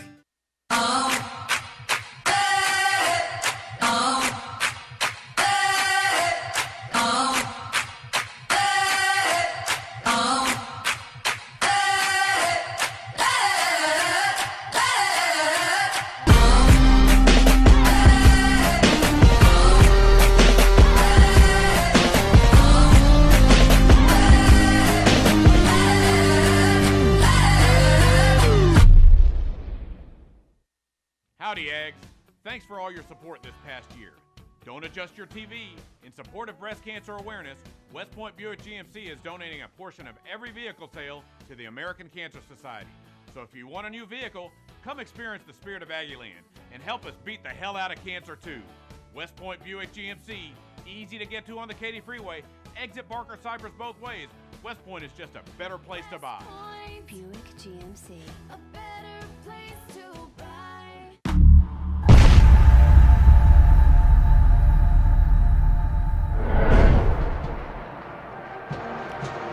Welcome back to the Panera Bread halftime show. It's halftime at NRG Stadium. The Katy Tigers with a 28-10 lead over the Manvel Mavericks. Now it's a pleasure to be joined by Angel Verdejo Jr. of the Houston Chronicle. He's their high school sports coordinator, but nothing was going to keep him away from NRG Stadium tonight, especially with the news that went down over the course of the last 48 or so hours, but we'll get to that in just a second. It was 21-0 within a blink of an eye in the first quarter, Katy on top of Manvel. At that time, up on level 8, were you thinking, oh geez, here we go again?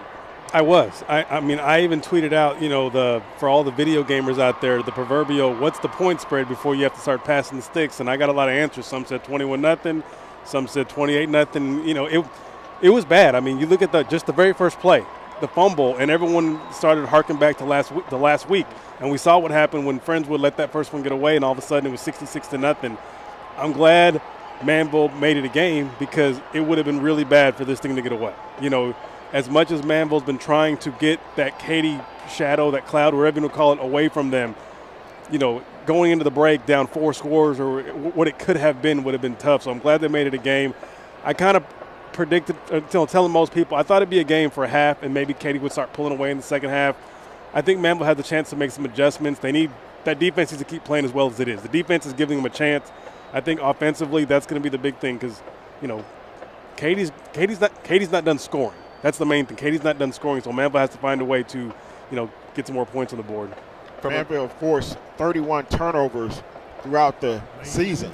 None here in the first half.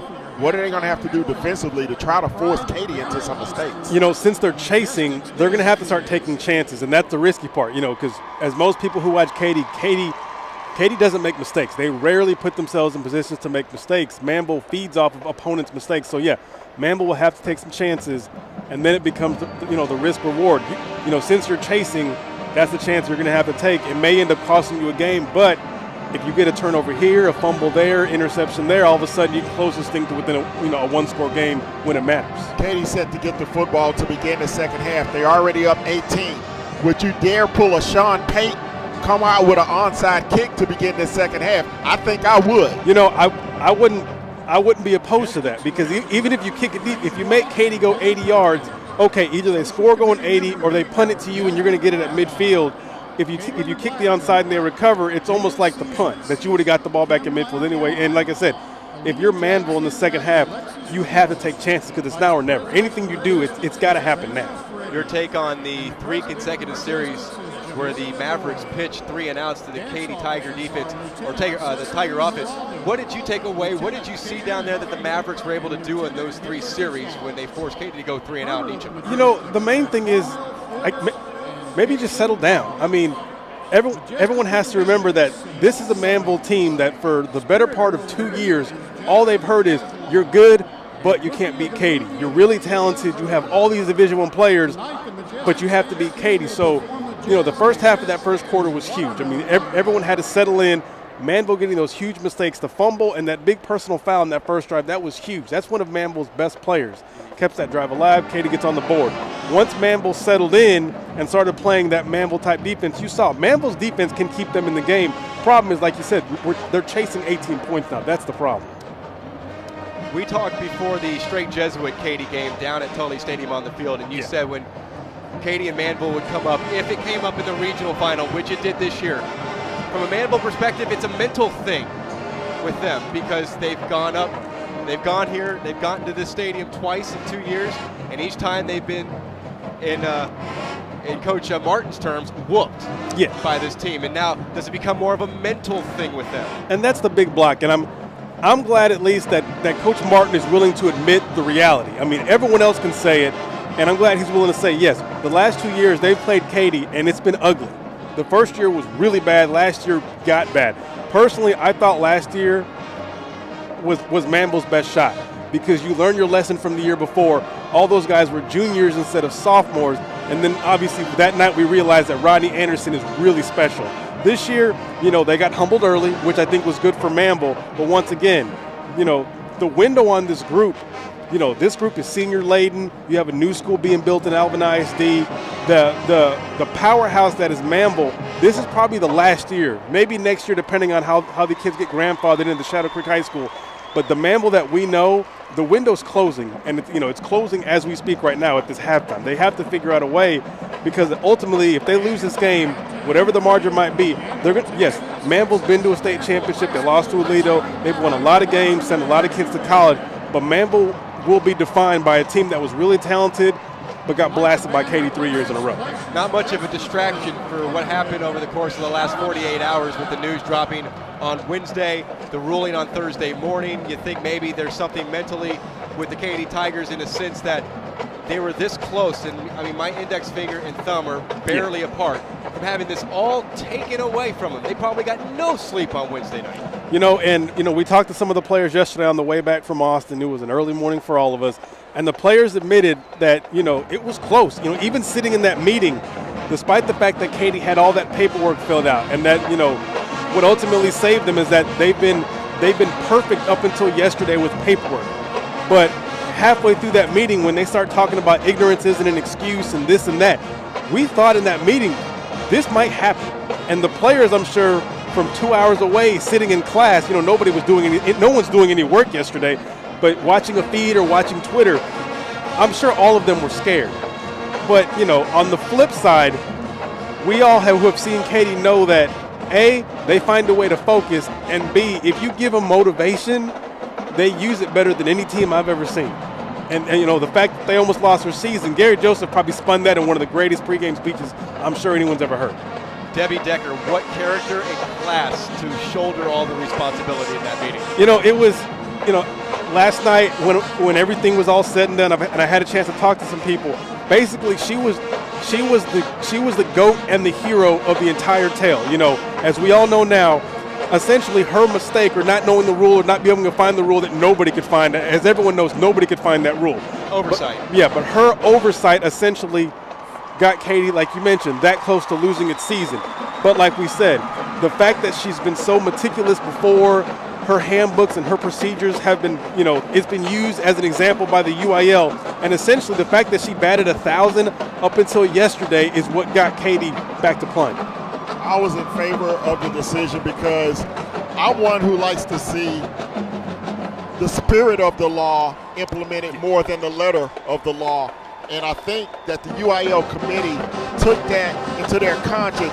For one time, let's go with the spirit of the law instead of the letter of the law. Yeah, and a lot of people are going to walk away with a lot of opinions about this, and I've already heard the whole, Katy got off this, and it's Katy that. But look, part of the reason this worked in Katy's favor is the benefit of the doubt. If you do everything right for years and years, if you slip up and admit to slipping up and try to fix it immediately, the panel, your peers, the committee will see, you know what, you're not someone who tried to get over on us. You're not someone who's cheated in the past and got caught again. You're a program, you made one mistake. We're all humans, no matter what happens, even me in the newspaper business.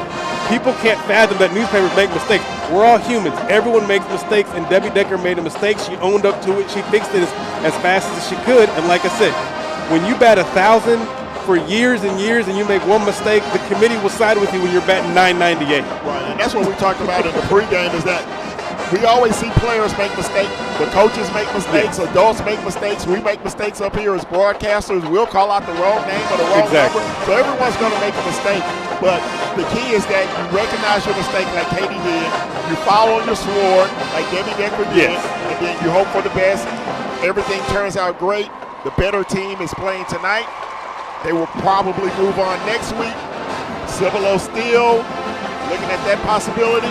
What do you think? It's gonna be another crazy game because that game last year, it was here last year. It went to overtime, and once again we talked about how close things were. Cibolo still almost beat Katy, and if you ask a lot of people in San Antonio, probably should have beat Katy. The big difference was, of course, Rodney Anderson that day. If they meet again, that Cibolo Steel team, most of those playmakers are all back. They were all sophomores and juniors. They're all back. They're hungry. They know how good they are. And, of course, if they play, they're playing in San Antonio. And, home field advantage, call it whatever you want. But when you get to wake up in your own bed maybe 2 hours after your opponent had to wake up at whatever time of the morning to get on a bus, to drive 2 hours to San Antonio, to go through a walkthrough after your legs have been cramped in a bus, it makes a difference. So I do think if these two teams meet, it's almost going to be a coin toss. That said, like what I talked about earlier, if you give Katy a reason, any sort of motivation, and now they have even more. They're the team that everyone says got off on a technicality. Okay, well now it's more of the world against us, and we'll show you. And let's keep in mind, Cibolo still have a game to play tomorrow. Schertz Clemens, and they're injured from what I'm told, with their quarterback and a running back are injured. If Schertz Clemens wins, they're coming here to take on Katy. If Clemens wins and Manvel, it doesn't matter who Manvel plays. If they win tonight, they're going to San Antonio. Angel, it's been a pleasure. Thanks for coming down and enjoy the second half. No problem, always, guys.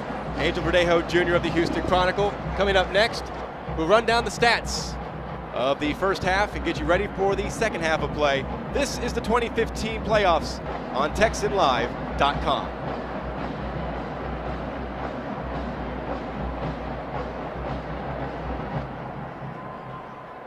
It's time to get in the state of football.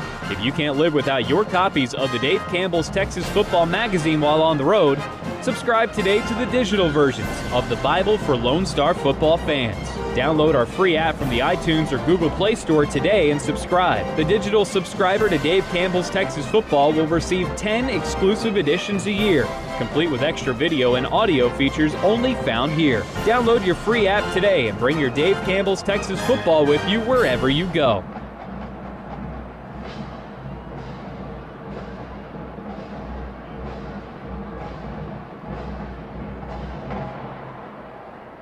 Will a Texas Realtor help you negotiate your real estate deal? Absolutely. Is a Texas Realtor your best source for accurate real estate info? Unquestionably. Will a Texas Realtor show you how to fold an origami penguin? Probably not. But if you want to buy your first home, sell your ranch, get a lake house, lease a warehouse, move downtown, uptown, or out of town, a Texas Realtor is the professional for you.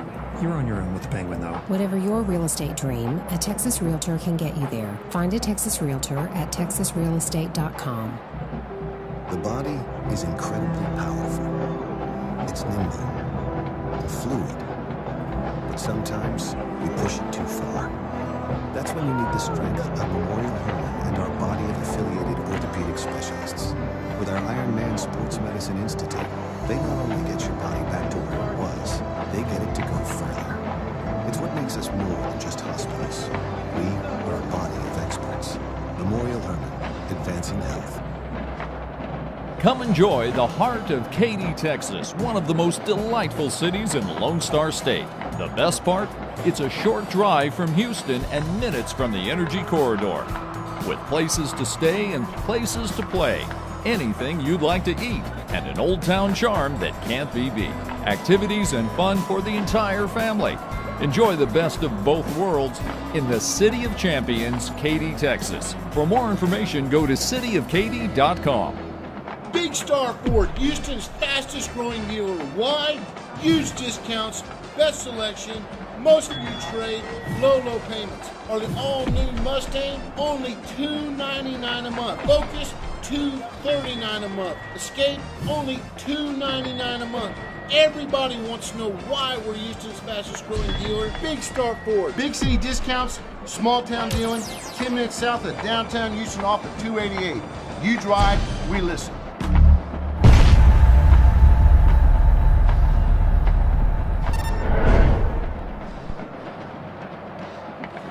Michael Silver's back with you here on the Panera Bread halftime show. The Katy Tigers with a 28-10 lead over the Manvel Mavericks. Let's run down the game summary. It's been the Kyle Porter show for the Katy Tigers. He has 4 touchdowns to lead the way. Things began with a kickoff on the opening kick, a fumble by Cam Scott of the Manvel Mavericks. Katy recovered, and Porter would take a 2-yard run into the end zone for a touchdown, 7-0. He would follow that up with a 30-yard touchdown. That was his second touchdown of the first quarter, and then a third first quarter touchdown from 2 yards out. Porter 21, Manvel nothing. And then Penamon scored from an 11-yard run to give Manvel their first points of the game. It was 21-7. They would add a field goal 27 yards out by Enos Sefa, and it was 21-10 late into the second quarter when Kyle Porter ran it from 4 yards out back into the end zone for his 4th touchdown, capping off a 6-play, 48-yard drive. Clock ran out on a Katy possession to end the first half, 28-10.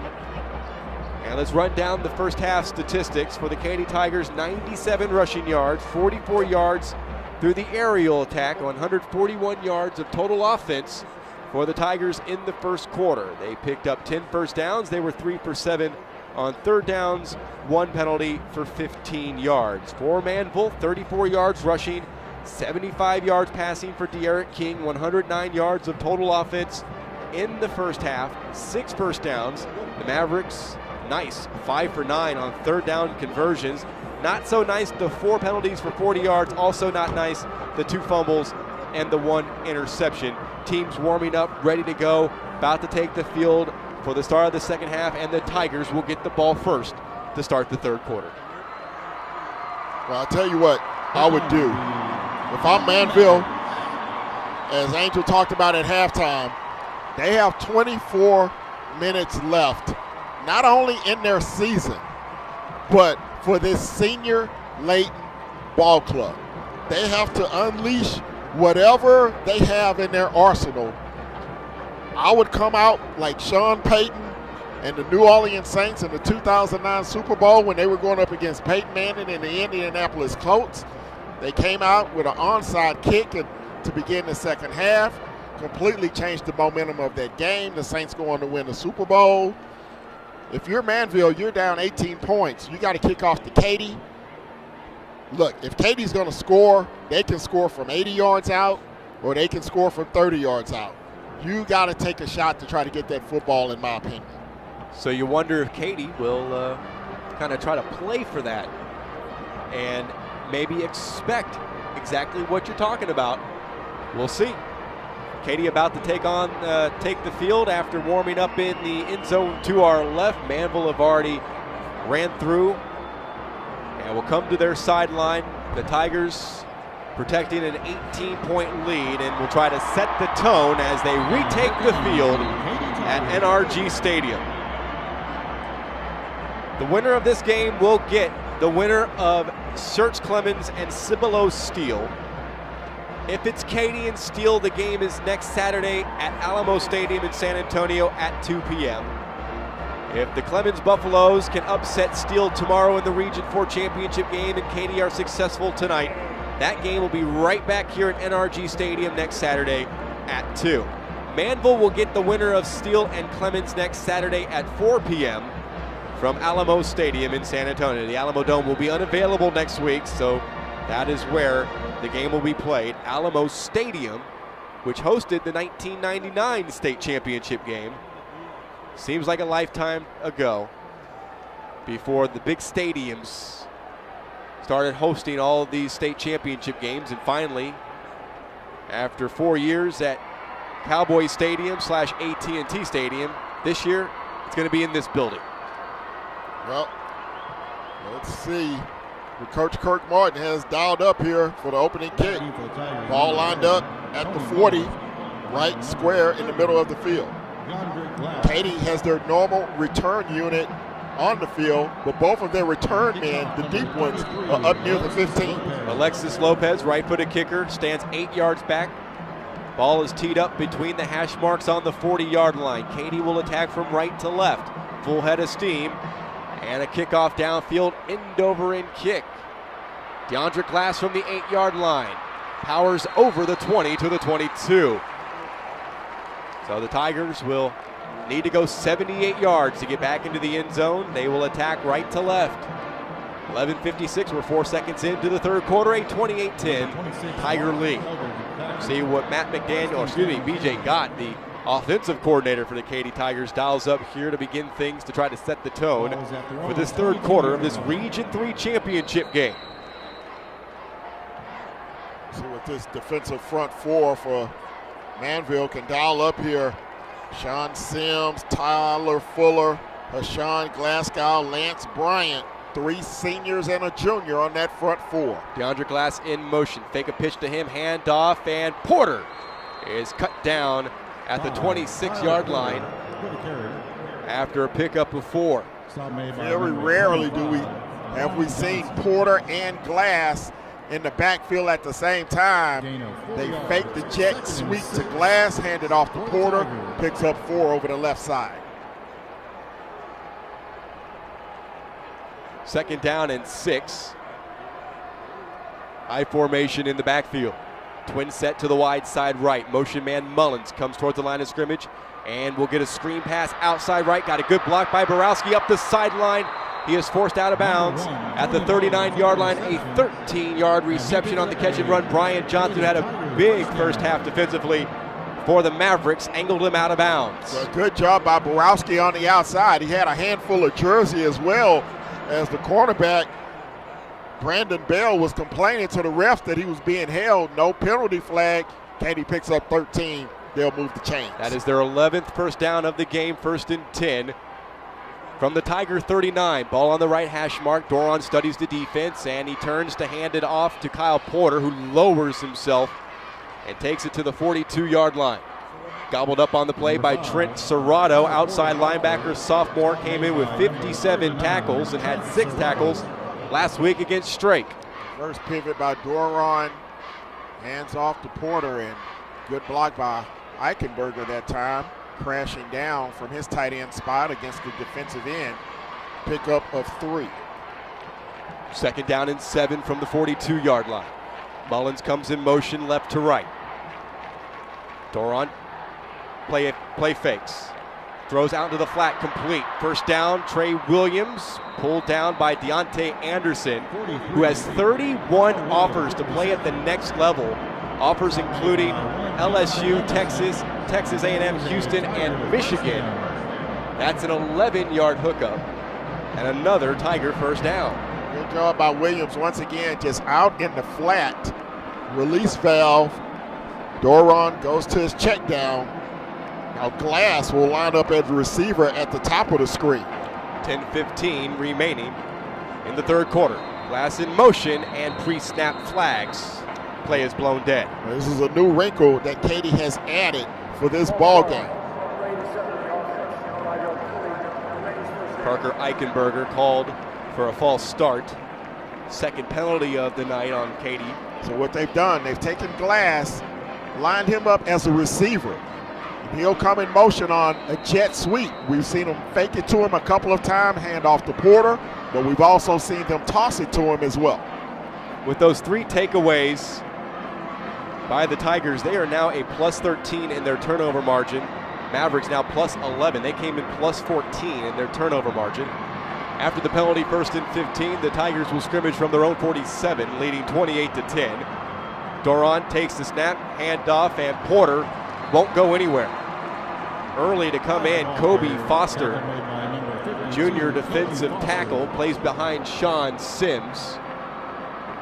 And Porter stopped, so it's 2nd down and 15. A great penetration that time by the front 4 of Manvel. Porter had nowhere to run, no penetration, no push from the offensive line. It'll be 2nd and long. So Manvel defense allowing opponents 295.8 yards per game. 2nd down and 14. A receiver to each side, and Doron hands it off to the fullback, and Trey Williams is blown up back at the 45. A loss of 3. DePriest Taylor saw it well and was never fooled for 1 second. Kyle Williams is usually very successful on those inside trap plays. Manvel had it scouted perfectly that time. Good defensive stop. Now they need a big one here on 3rd and 17. Clock rolls to 8:45 left in the third. 28-10 Tigers. 3rd down and 17 from their own 45. Hudson in motion left to right. Also Borowski in motion. He's going to line up as Hudson crosses paths with Borowski. He stands looking at the sideline, does Hudson. And on the delay, a little Statue of Liberty play back on the ground. Williams surges over the 50 to the 49. That's a gain of 6, but well short of a first down as Lance Bryant gobbled him up. Coach Joseph, very conservative here on that 3rd down and long, but he's okay with that. He has an 18-point lead. Clock approaching 8 minutes to go here in the 3rd quarter. He was able to take 4 minutes off the clock on that first possession of the 3rd quarter before punting it away. Michael Vasquez out for his 4th punt tonight, 34, 37, and 39 yards on his previous 3 punts. Gets a good snap back, high kick, and it's going to be short, end over end backwards. It bounces all the way inside the 20 though, so an ugly looking kick. You wouldn't think by the trajectory of that kick that it was going to roll all the way down to the 16, but that's exactly what it does, a 33-yard punt. Well, Katy got everything out of that possession that they wanted. They were able to take 4 minutes, 22 seconds off the clock, and they forced Manvel to start inside their own 20-yard line. See what adjustments were made by Larry McCray. We told you he is a finalist for the Dave Campbell Texas Football Magazine's Assistant Coach of the Year. He is the offensive coordinator for the Manvel Mavericks, who averaged 516.8 yards per game coming in, 638.3 yards in their 3 previous postseason games. They will scrimmage from their own 17, left hash mark, shotgun for King. As a man in motion, Keelan Stokes, play fake to him, and he takes a big hit, does King, at the 20-yard line. Colin Wilder comes in, stopping King for a 3-yard run, and we should note Reggie Hemphill Maps is on the sideline. His shoulder pads are off, his jersey is on, he does not have his helmet. He is officially done for tonight's game. Big loss. On 2nd down, a play fake. King fires over the middle, wide open for the catch is Sean Dykes. He's behind the secondary. He takes it all the way for a huge 80-yard touchdown.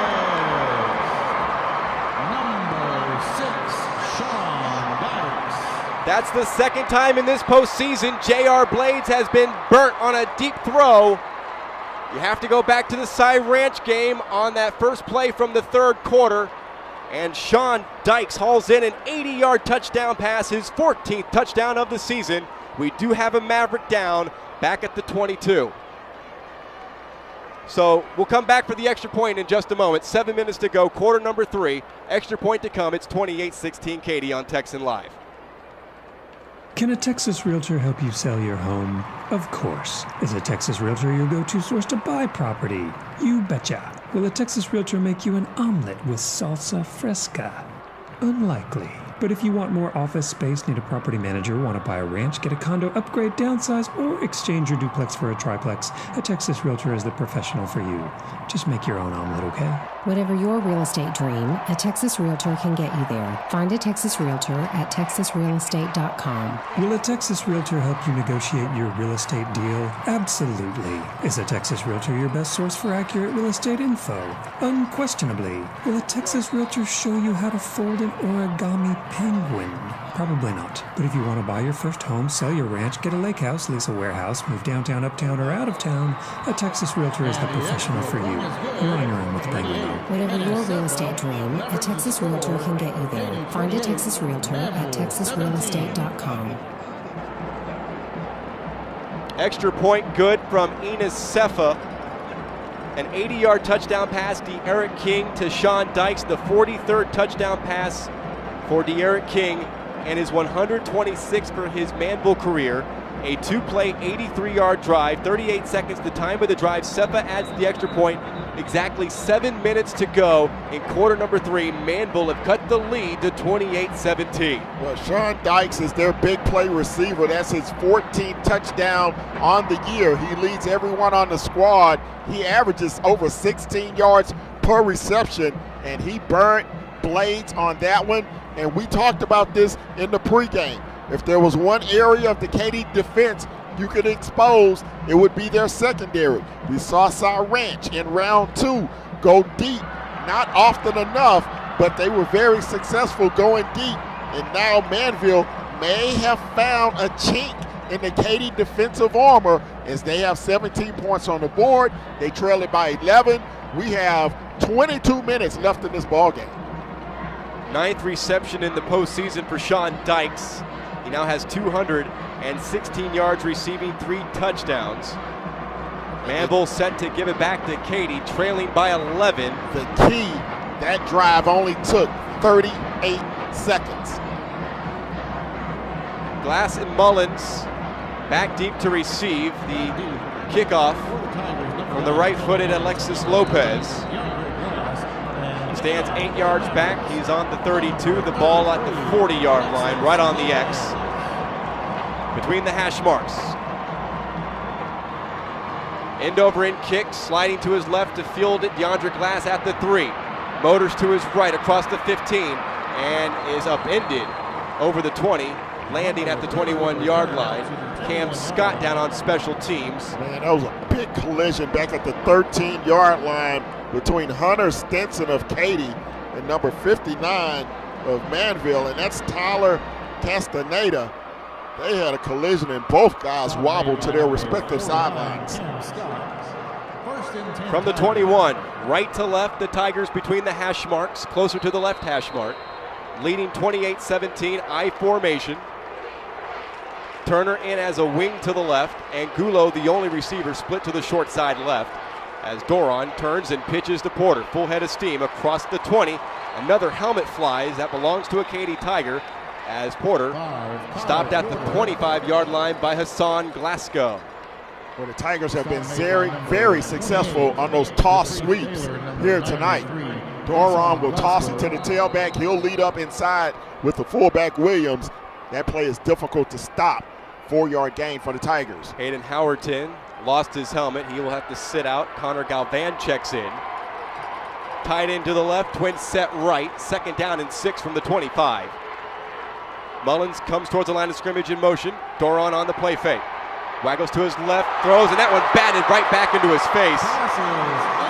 Getting his big hand up there was Hassan Glasgow, and it forces the Tigers to have to deal with 3rd down and 7 as the pass falls incomplete. Yeah, just a waggle to the right side. Doron trying to throw back across his body, looking for his tight end, Eichenberger. But Glasgow able to get his big paw up, bat it away. And now the Maverick faithful on the home side rises one as they want their defense to come up with another stop here on third down. 6:23 to go. Manvel trails it 28-17. Third down and 6 for the Tigers from their own 25. Pistol formation, twin set right. Snap back to Doron. Pressure comes. He scrambles to his right. Fires against the grain, and it is caught. What a catch at the 40-yard line by Tony Mullins. And the officials say he did haul it in at the 40. It's a 15-yard pass play. Let's take a look at it again on the big board here at NRG. As Mullins across the middle bobbles it, did maintain control as he was being guarded by Deontay Anderson. Anderson had him draped like a blanket, and Anderson is down right now. They can ill afford to lose the senior. Anderson down. The injury bug has hit the Manvel Mavericks tonight. What a big-time catch by Tony Mullins. What an escape by Doron. Looked like he was dead to rights in the pocket, scrambled back to his right, and once again threw across his body as Anderson will get up and walk off the field under his own power. But what a third down throw and catch. Doron to Mullins. Spans 15 yards as Anderson is able to jog off under his own power. Not just walk, but jog off. He'll take a seat. Needs to get his helmet back if he wants to re-enter the game, if he's going to be allowed to re-enter his game. Helmet is delivered to him, but he's still sitting down on the steel bench. First down and 10, 28-17 Tigers with 6 minutes to go here in the third quarter. Doron surveys the defense. Pitches right to Porter, looking for blocks. Flag is thrown. This should be coming back after a 3-yard run. The Tigers may have just lost 10 on a penalty. D'Angelo Gallegos with the tackle for Manvel. This is on Katy. It'll be their their third offensive penalty tonight.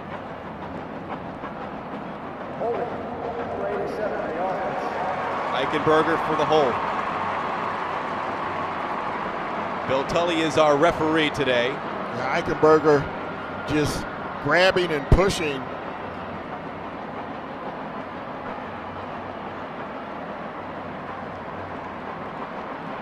Gets caught with his hand in the cookie jar. The loss. Had a hold of Lance Bryant. Tigers now will have to deal with first down and 20 from their own 30-yard line. Mullins to the right, split out to the left, Angulo. Williams, the fullback, Porter, the running back. Mullins set in motion, will join Angulo to the left on first and 20. Doron will throw. Pops, fires one left, and at the 39, it is gobbled in by Tony Mullins for 9 yards right in front of the cover man, Sasori Tolles. Yeah, Mullins just working the outside. Defensive back slipped on the play, so that was an easy throw and catch for the second down reception. 5 catches, 55 yards for Mullins. Doron is 9 of 12 for 94 yards. All 4 Katy touchdowns scored by Kyle Porter on the ground. 5:40 left in the third, 28-17 Tigers. From right to left, it's second down and 11 from their own 39. 4-man front for Manvel. Pitch out, Porter. To the right side, he is stopped for a 1-yard loss. The Manvel defense well up to the task as Kobe Foster leads the way, and it's going to be third and 11. Great penetration that time from the linebacker, Kobe Foster, shooting the gap from the right side, untouched into the backfield to drop Porter. Now we can see if the Mavericks can come up with another stop. Katy was able to convert on their last big third down with the 15-yard pass play to Mullins. Let's see what they dial up here on third and 11. I formation, Mullins right to the wide side of the field, split left, Angulo, third and 11 from the 39. Another play action. Doron fires up top. Angulo got there, but also one right there. We got a player down. That's Eichenberger. Angulo is down. There's a Maverick down. The pass fell incomplete. Wow. The cover man was Urian Hudson. It was like a train wreck at the 45. Katy had two players in Gulo and Eichenberger crossing at the same exact spot on the field. And you had two Maverick defenders there as well. Luckily, all three players get up and go to their respective sidelines. That looks scary. And after all, that is a 4th down. And Michael Vasquez out for punt duty number 5.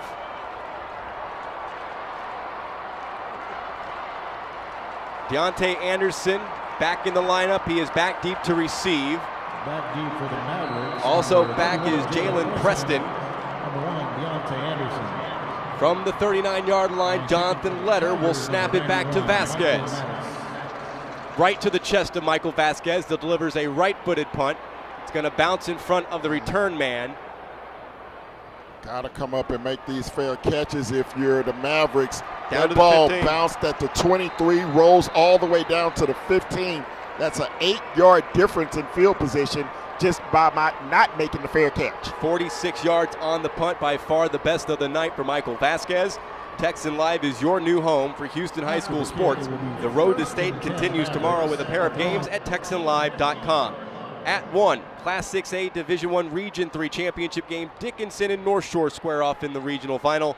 While at 3, it's Atascocita and Austin Westlake. They face off with a trip to the state semifinals on the line. It all comes your way tomorrow right here on Texan Live. Timeout on the field, 4:38 remaining, quarter number 3, 28-17 Katy on Texan Live.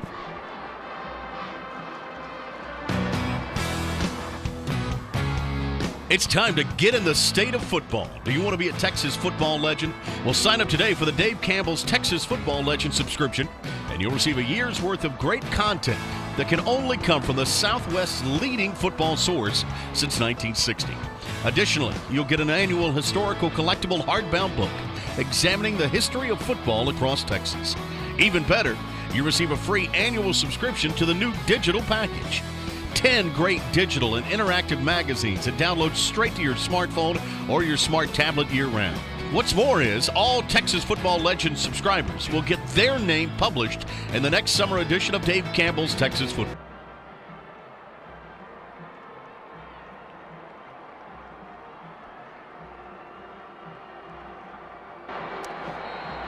.438 left in quarter number 3. The Mavericks from left to right trailing by 11. 1st and 10 from their own 15.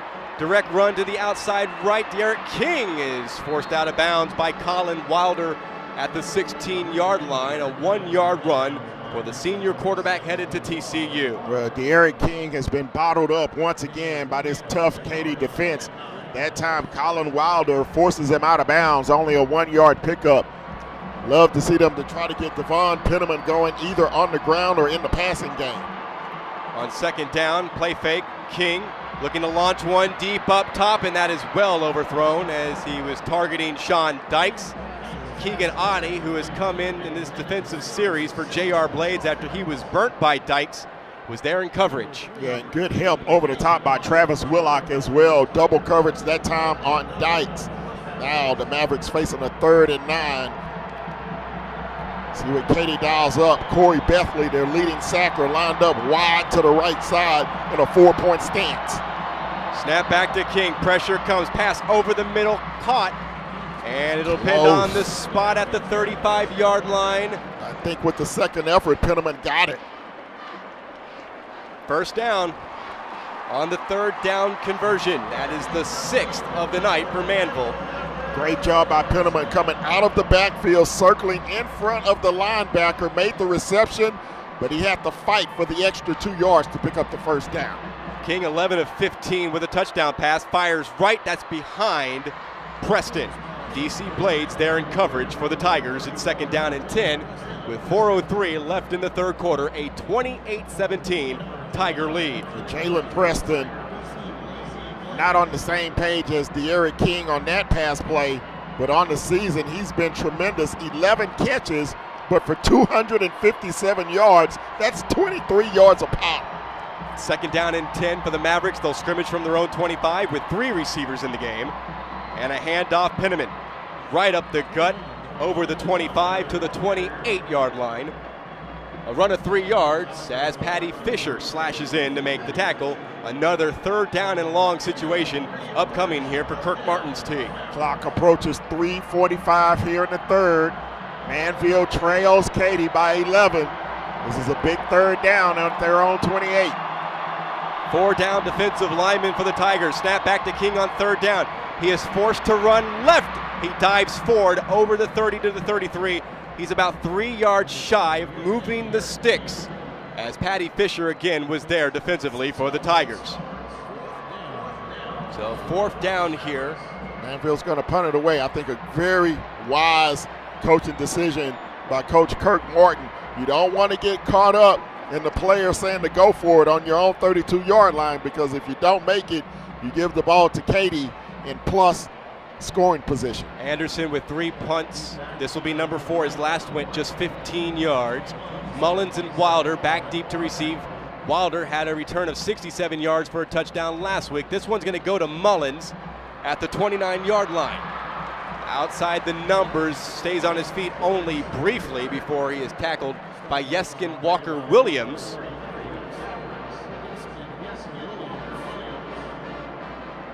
"39-yard kick by Anderson, his best of the night. And the Tigers will start this possession on their own 35-yard line, leading by 11 with 2:45 to go in the third quarter of this Region 3 championship game.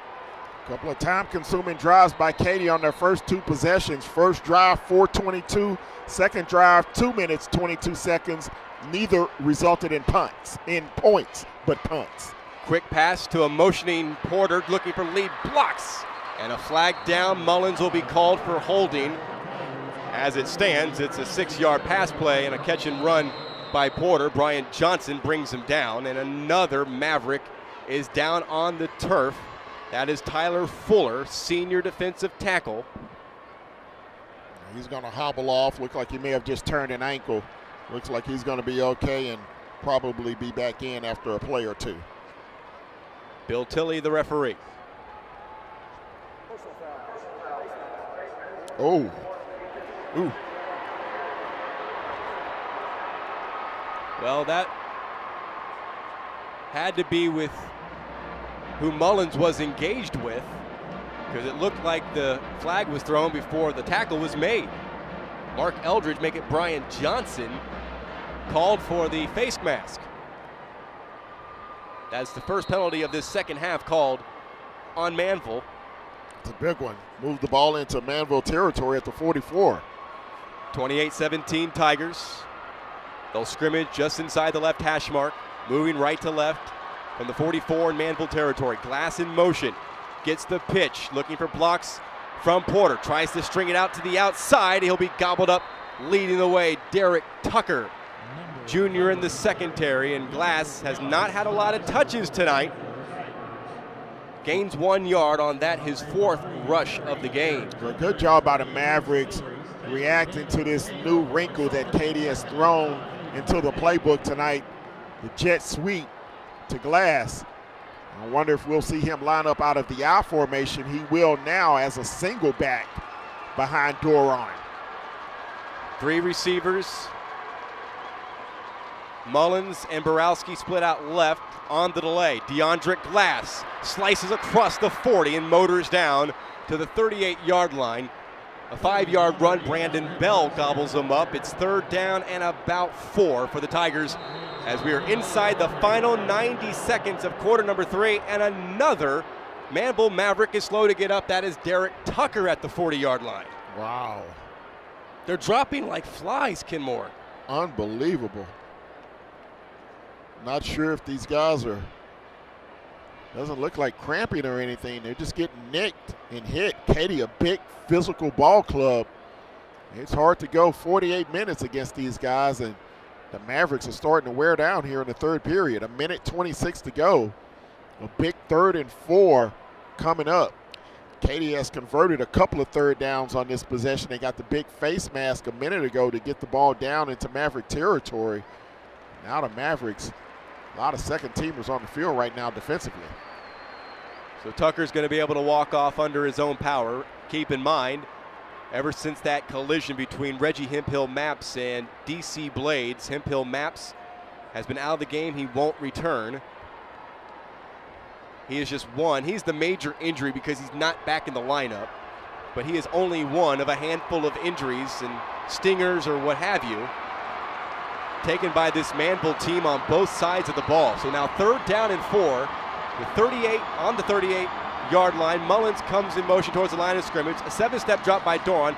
Fires out complete into the flats. Nice move by Williams inside the 25 and down to the 21, maybe the 20-yard line. It's going to be the 21 as Hudson collars him after a huge play on 3rd down, a 17-yard pass play. Oh, the big fella put his dancing shoes on. He made a tremendous move on Brian Johnson in the open field. He looked like Kyle Porter out in the open field that time, the move he put on Brian Johnson. 17 yards on the catch and run. Katy on the move once again as we go under a minute here in the 3rd. 33 receiving yards for Kyle Williams on 3 receptions, 1st and 10 from the 21. Pitch left, Porter gets a block outside by Williams, tries to turn the corner, flag down. I think there's going to be a hold in the backfield on Katy. I think Kyle Williams grabbed a little jersey to help his buddy Kyle Porter get to the outside. Yeah, he grabbed Johnson by the right on the 5, between the 2 and the 5, and that's going to cost Katy 10 yards. That's the 3rd penalty taken by Katy here in the 3rd quarter. Had all of 1 penalty in the first half for 15 yards. Penalized now 4 times for 40 yards. That'll stop the clock with 47 seconds. Mavericks desperately need a stop to keep this a 2-possession game. Even if they can hold Katy to a field goal, that would still make it a 14-point deficit. A touchdown here by the Tigers may seal the deal. From the 31 in Maverick territory, to the short side of the field, split left is Mullins, and Gulo to the wide side right. Porter dots the I. Mavericks show blitz. Play action, Doran. Perhaps a design run, and he is going to get sacked. Could have been worse back at the 40-yard line. He's able to at least lose about 3. Back to the 33-yard line. Lance Bryant pulls him down. Great job by Doran. The fans on the far side for Katy, they wanted a face mask. They wanted the Aaron Rodgers treatment for Doran, but they did not get it.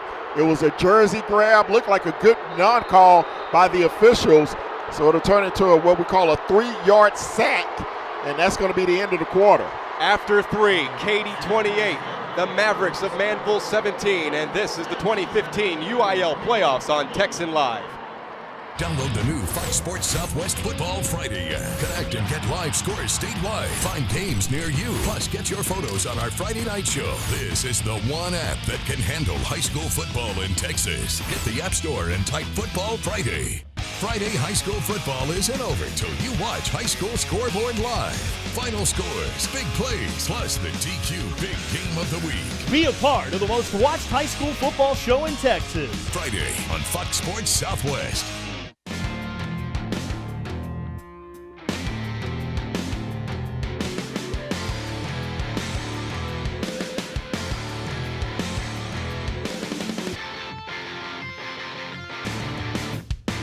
Only one network is big enough to cover the great state of Texas, and only one show travels across the state to get the skinny on high school sports every week, all year long. You want the best in high school sports? Catch High School Spotlight on Fox Sports Southwest. Welcome back. Start of the 4th quarter from NRG Stadium in this Region 3 championship game. Michael Silvers, Ken Moore, our producer, Will Betts. Special thanks to our spotter, Taylor Maddox, Jeremy Branham here as well. Ken, 3rd quarter stats. Well, Katy and Manvel getting pretty close statistically. Katy 234 yards of total offense. The Mavericks with 211. Katy dominating on the ground, 120 yards to 41. Manvel having the edge through the air. De'Aaron King, 170 yards passing. Doran, 114. Katy leads in first downs, 12-8. 2nd down and 22. The Tigers will scrimmage from the Manvel 33. Now attacking left to right here at NRG. Big statistic. Katy, 0 turnovers. Manvel with 3. Kyle Porter, the deep man out of the I formation, has scored 4 touchdowns tonight. Waiting for television to resume this game televised on Fox Sports Southwest tonight, just like this game was a season ago. Doran studies the defense. four-man front employed by Manvel. Mullins in motion, right to left. And Doron on the delay. Handoff with flags down. Porter will lose more yardage back at the 40-yard line. A loss of 7 as it stands. Derek Tucker, the first one through the line of scrimmage to drop Porter for the loss. Well, they're going to get Peyton Schratt for a hold, and Manvel will obviously decline this penalty and take the play. So now do you play it conservatively or try to get the first down yardage on third down, or at least enough to get in Chris Perez's range? His long on the season is 51. Line of scrimmage is the 40-yard line in Manvel territory. It was once as deep as 21-yard line. It's a 21-yard line. Well, you probably need to get at least 8 to 10 yards to get in field goal range. So you can get that with Kyle Porter just rushing the football. Third down and 29. Lofting pass left sideline. Open is Angulo. He's got the first down, and he rumbles into the end zone, but he is down at the 1 as he beats the coverage of Uriah Hudson. A 39-yard pass play on 3rd and 29. Unbelievable. One-on-one coverage on the far sideline, and he beats Uriah Hudson, the senior defensive back. One-on-one coverage. We haven't seen much of Angulo this season tonight. First but catch. He made the big play there on 3rd and 21. That was the third, that was his first catch of the game. Good for 39 yards. 3 receptions for 103 yards and 2 touchdowns last week against Friendswood. First down and goal for the Tigers at the 1. Doron pitches to Porter. He's in trouble, makes a cutback. He's losing 2, maybe even 3 yards to the 4. D'Angelo Gallegos said, no way, not this time. Well, the good news is that he lost 3 yards for the Mavericks. The bad news, that's another 40 seconds off the clock. And if Katy punches this in, it's a 3-possession game, and it's going to be a very tough climb for the Mavericks to dig out of this hole. That was the biggest play of the ball game, that 39-yard catch by Angulo. Second down and goal from the 4, 10.5 to play, 4th quarter, 28-17 Tigers. Sliding in motion, Trey Turner right to left. Doron to throw to the end zone is picked off by Uriah Hudson. Wow, he made up for the big play earlier when he got burnt by Angulo. Hudson comes up with the pick. He read the play tremendously. Turner, the fullback, went in motion. They tried the little fullback flare, and Hudson read it perfectly, comes up with the biggest play of the season for the Mavericks. He tried to run it out, but he was tackled in the end zone, so the ball comes out at the 20. That is the 5th interception of the season for Uriah Hudson, and that is the first interception thrown by Garrett Doron since the Week 8 game against Morton Ranch. Wow. So in the turnover battle, at least Manvel get one back. Can they cash in? From right to left, they will begin on their own 20-yard line. Shotgun for King. Penniman off his right shoulder. He gets the snap back, avoids pressure, scrambles to his left, eludes Patty Fisher, gets back to about the 20. They may give him a yard to the 21 as Braden Boyd made sure he couldn't go any further. It's going to be 2nd down and 9. A lot of running around by De'Aaron King on that one. Good job protecting the football as he put both hands around it as 3 Tigers surrounded him at the 21-yard line. 12 times King has called his own number tonight for 21 yards. He turns and hands it off to Penniman, and he will spin out to the 25-yard line. Corralling him was Colin Wilder, number 27 for the Tigers. To the 25, it'll be 3rd down and 5. As we come down to 9.5 to play, 28-17, Tigers on top of the Mavericks. Manvel now with 3 receivers. Hunter Hagdorn in the slot up top. 3rd down from the 25. King pump fakes. Plenty of time. Pocket collapses. And he will be tackled for a sack. He is sacked by Patty Fisher back at the 23-yard line. A loss of 2. For Fisher, that is his 3rd sack of the season. Injured majority of the season. He suffered an injury back in the Woodlands game in Week 3. He came back for the playoffs. Well, that time Manvel only went with a 3-receiver set. They had one H-back. They had good protection for King that time, but he couldn't find anyone open, tried to take off and run. And his old friend, Patty Fisher, was there to meet him at the line of scrimmage.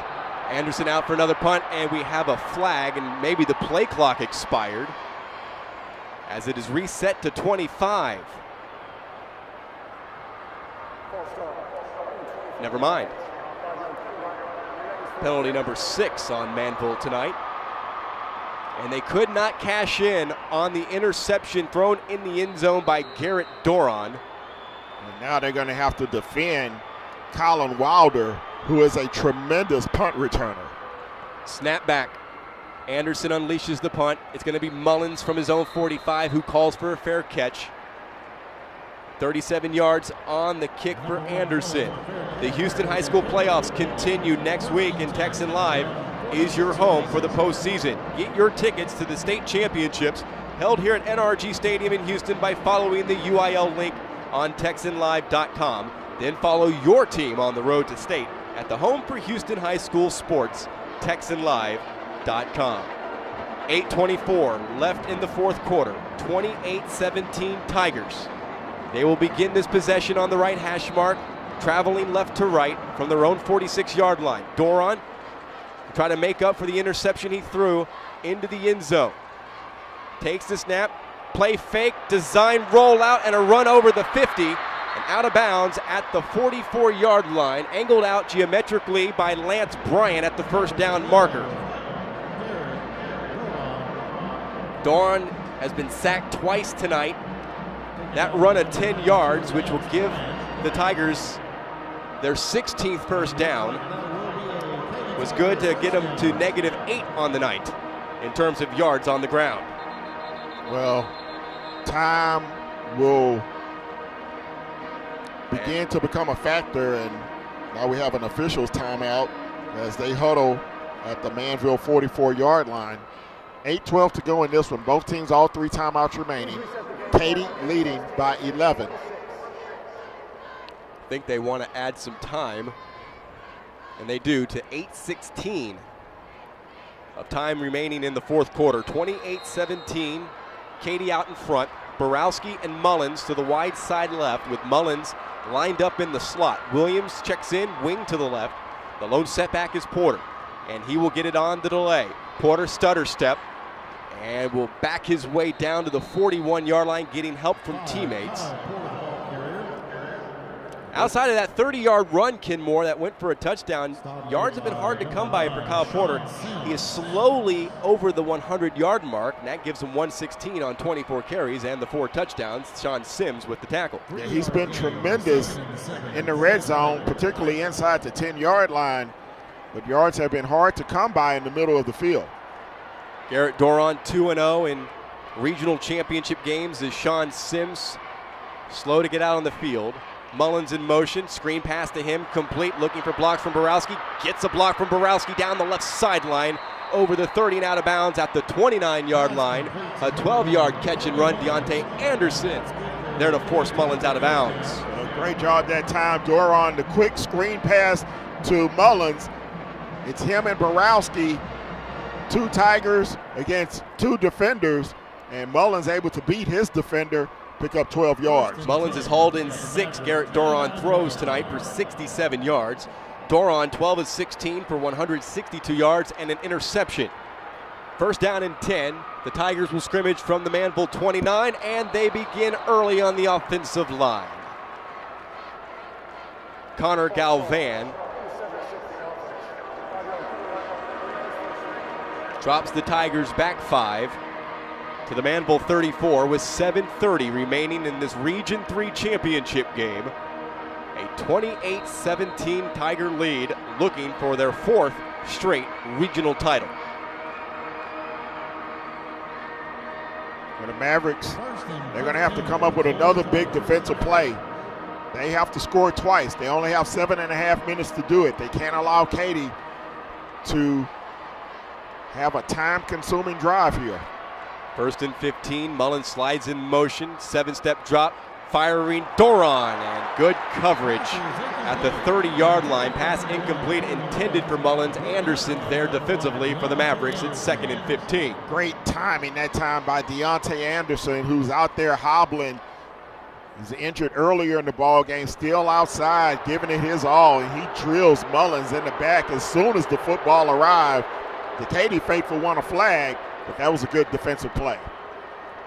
Turns over now to 2nd down and 15 from the Maverick 34. Clock stops, 7:25 remaining. Doron under center, studies the defense.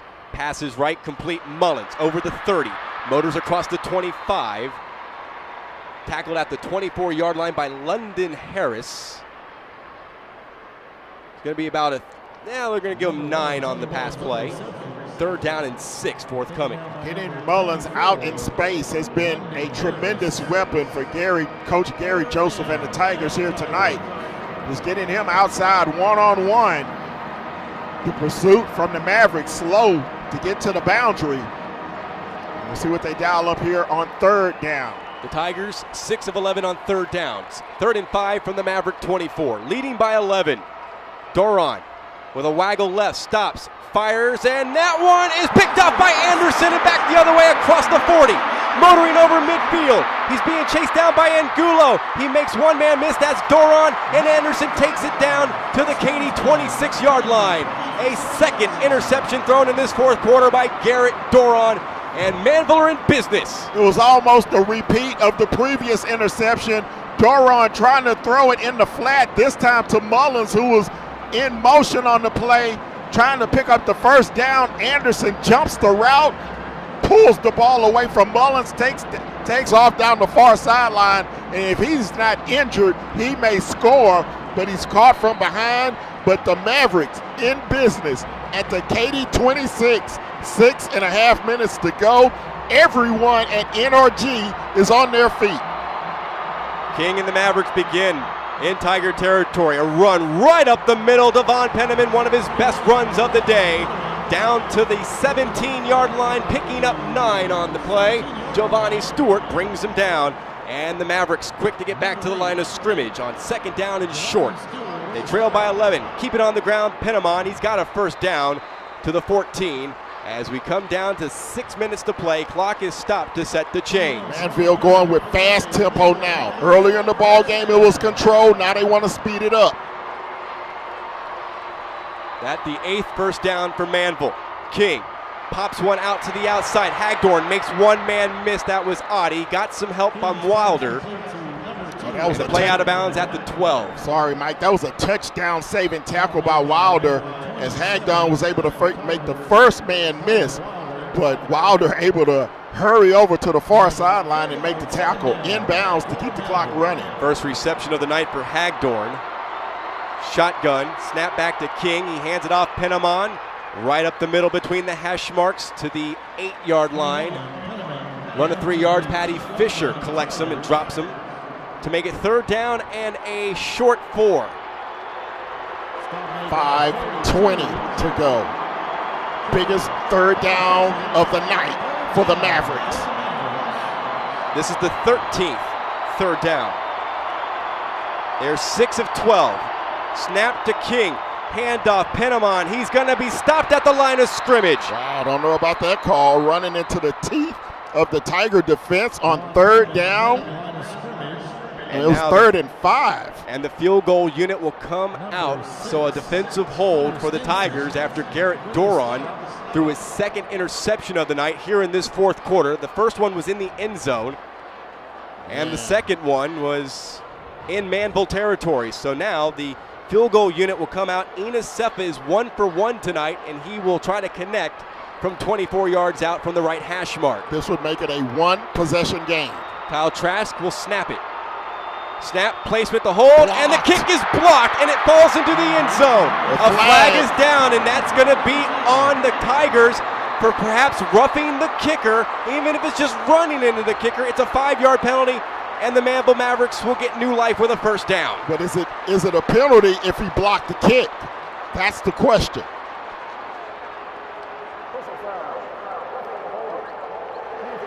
Oh, roughing the holder. Oh, wow. New life for the Manvel Mavericks.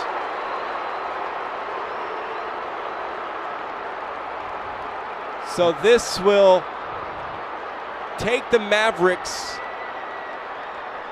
to the 3-yard line for first down and goal. They're going to mark it. Let's take a look at it here.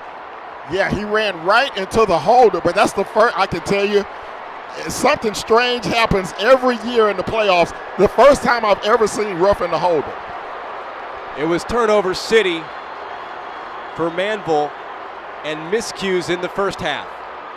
Coach Those Gary things Joseph have happened here to Katy in the second half. Having a conversation on the far side with one of the referees.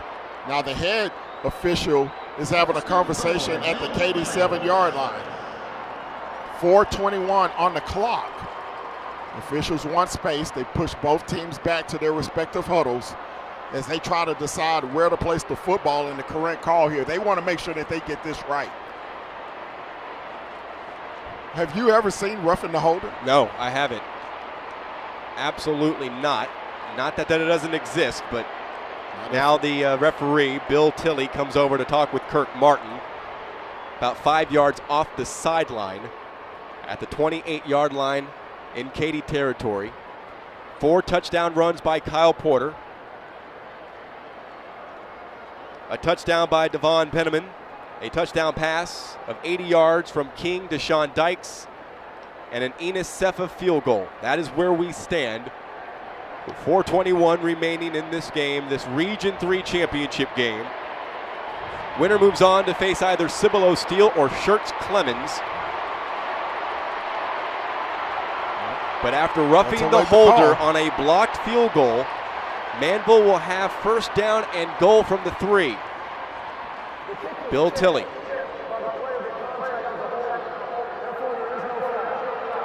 Wow, and Katy get the break. Since they blocked the kick, the roughing the holder does not count, and the Tigers will take over off the blocked field goal. Wow, what a turn of events. That is just cruel and unusual punishment against the Maverick faithful and the Maverick sideline to give them new life, and then the officials take it away as quickly as they giveth. But at the end of the day, I've never heard of roughing the holder. The guy blocked the kick and fell into the holder, so I believe it's the right call. And now the Tigers will try to take off the rest of this 4:21.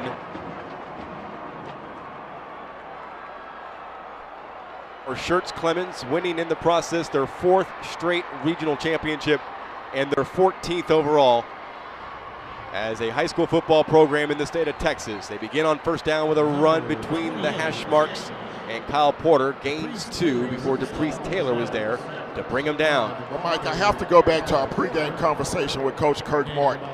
You asked him about his special teams. He iterated how many problems they've had with extra points. That field goal was essentially an extra point. I was very surprised that on 3rd and 5, he would run a simple dive play into the line instead of putting the ball in the hands of his senior quarterback, De'Eric King, and letting him make a play. 3:40 to play. Doron on the waggle left. Stops, fires, and that is too tall for Borowski. And Doron took a lick.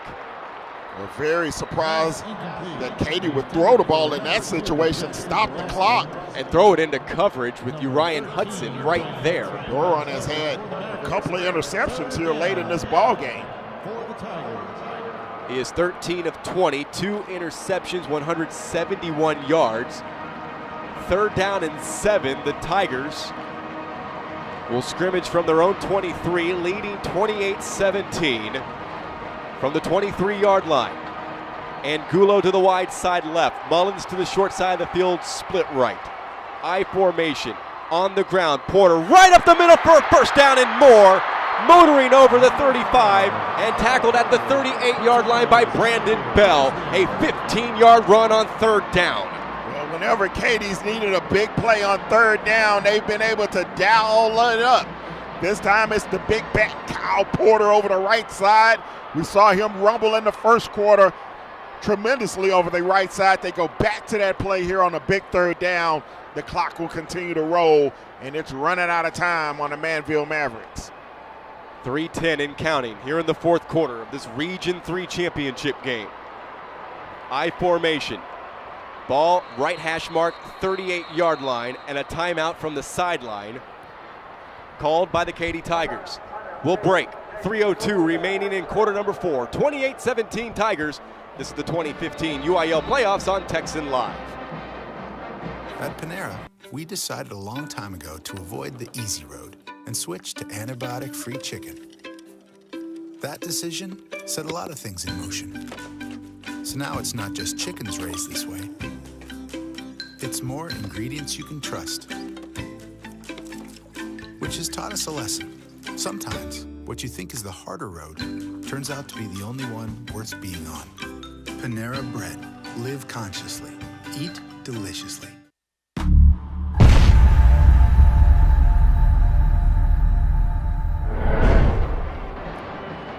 Michael Silvers, Ken Moore.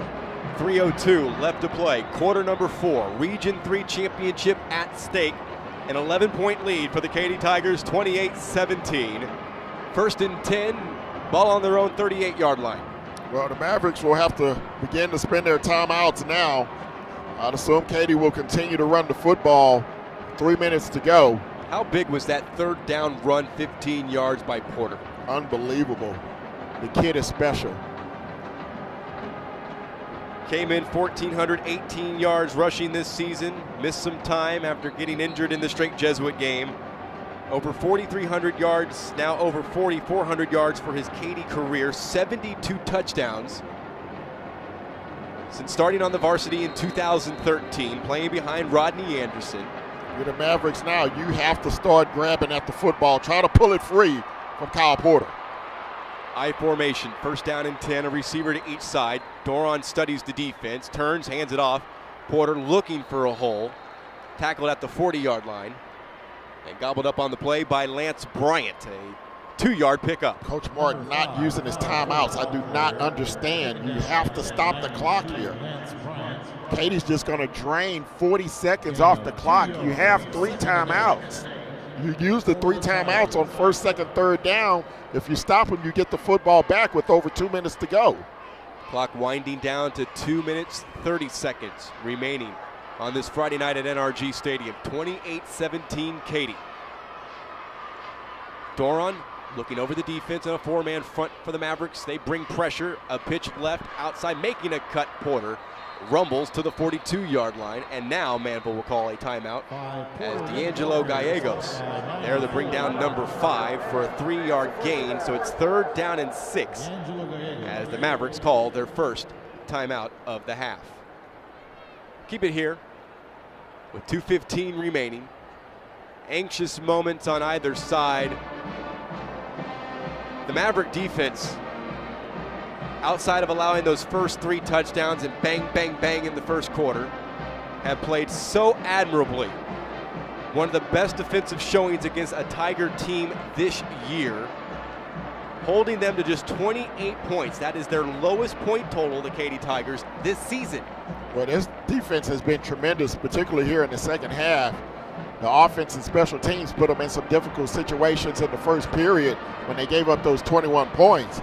Not their fault. They did give up one 80-yard touchdown drive, but other than that, they have been tremendous. A couple of big interceptions here in the fourth quarter has stalled Katy drives, but now they need their biggest play of their lives here on third down to try to stop Katy, get the football back. And they're going to need a lot of things to happen. They need to stop Katy here, go down, score, get an onside kick, and score again.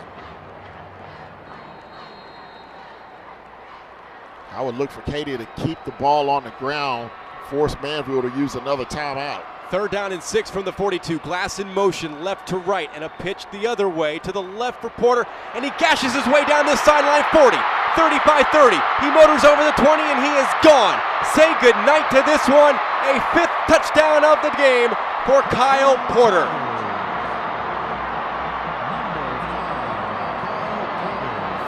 yards. It was a simple toss to the left side. Doron, the quarterback, with the kick-out block on the cornerback, Hudson, and that sprung Porter down the far sideline. He takes it 58 yards to the house, and that should close the door on the Manvel Mavericks. Perez to tack on the point after. Good snap. Baker puts the ball down, and it is Perez who knocks it through. 2:05 left to play, NRG Stadium. The Tigers 35, the Mavericks 17 here on Texan Live.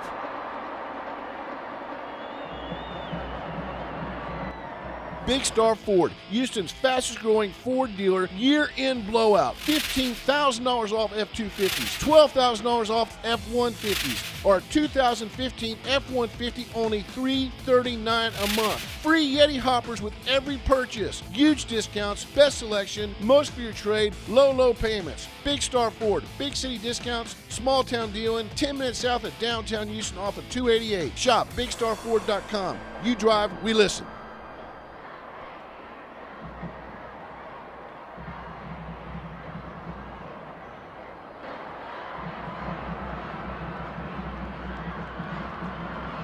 Before we get to the Cane Island Drive summary, I do want to make a correction. We mentioned the 28 points, now 35 was the lowest point total for the Katy Tigers held by a defense.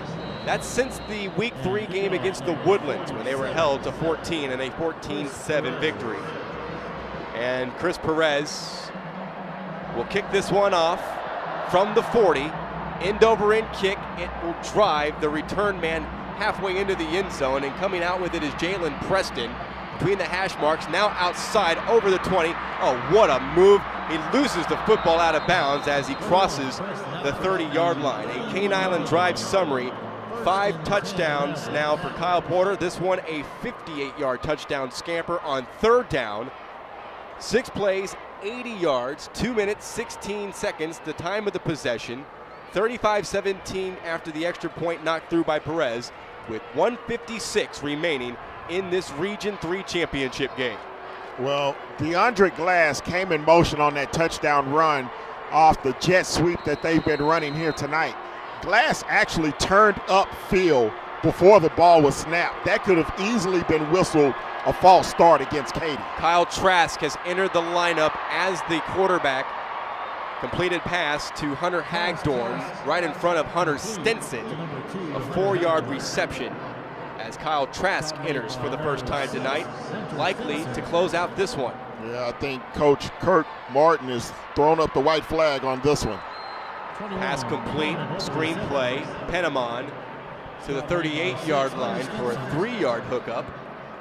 That is his 5th reception of the night. Brings up the 14th third down of the game for Manvel. Hunter Stinson again on the play defensively. Needing the 41-yard line, a snap through the hands. Oh, and Kyle Trask, because of that bobble, came and just turned and saw Hunter Stinson right in his face, right in his grill. That is a loss back to the 29. Big contact by Stinson on Trask. Well, it's going to be 4th down now for the Mavericks, and of course they have to go for it under a minute. 4th down and 12 with 50 seconds to go, and penalty markers fly. That's a 9-yard loss on the sack of Kyle Trask, and Hunter Stinson barreling in for his 5th sack of the game. Well, for the Mavericks, a much better showing than the previous 2 years. 2013, they lost this game 56-14. Last year, they lost it 45-17. As Trask on 4th down, screen pass, Penamon out in space. He is stopped at the 29. 5-yard pass play, turnover on downs. Patty Fisher on the defensive end, and Penamon, you can tell the emotions as he walks off from the far side to the near side sideline to join his teammates. He understands the magnitude of this one. He's probably in tears. Well, this is a senior-laden group. They put all their efforts ever since last December into getting back to Katy. They came out tonight hyped, pumped up, a little too overhamped. Had a couple of turnovers and mistakes in that first period, and before they knew it, they were down 21-zip in this ball game.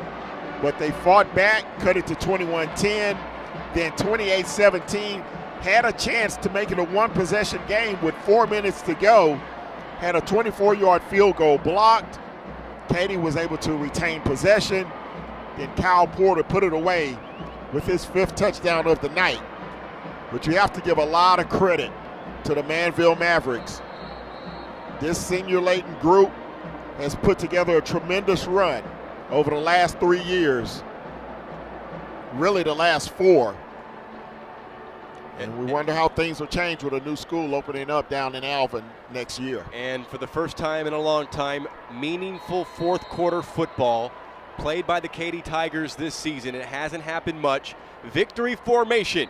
Doron takes a knee, and that should do it.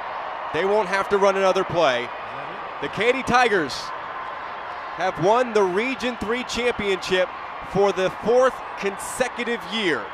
Here at NRG Stadium, they defeat the Manvel Mavericks by a final score of 35-17. The coaches shake hands at midfield. The Tigers and the Mavericks exchanging handshakes and best wishes for the future along the 50-yard line. Katy coming this way. They are sandwiching the Manvel players. As Manvel walk on the 50, they've got Tigers on either side of them. And the Tigers move on to the state semifinals for a 4th consecutive year. And they will take on either Cibolo Steel or Schertz Clemens next Saturday afternoon, whether it be in San Antonio or here at NRG Stadium. 35-17, a hard-fought Region 3 championship game, and the Tigers come out on top. Stand by. Our post-game coverage comes your way on the other side of this break. From NRG Stadium, you've been listening to the 2015 Class 6A Division II Region 3 championship game on Texan Live. Download the new Fox Sports Southwest Football Friday app. Connect and get live scores statewide. Find games near you. Plus, get your photos on our Friday night show. This is the one app that can handle high school football in Texas. Hit the App Store and type Football Friday. Friday high school football isn't over till you watch High School Scoreboard live. Final scores, big plays, plus the DQ Big Game of the Week. Be a part of the most watched high school football show in Texas. Friday on Fox Sports Southwest.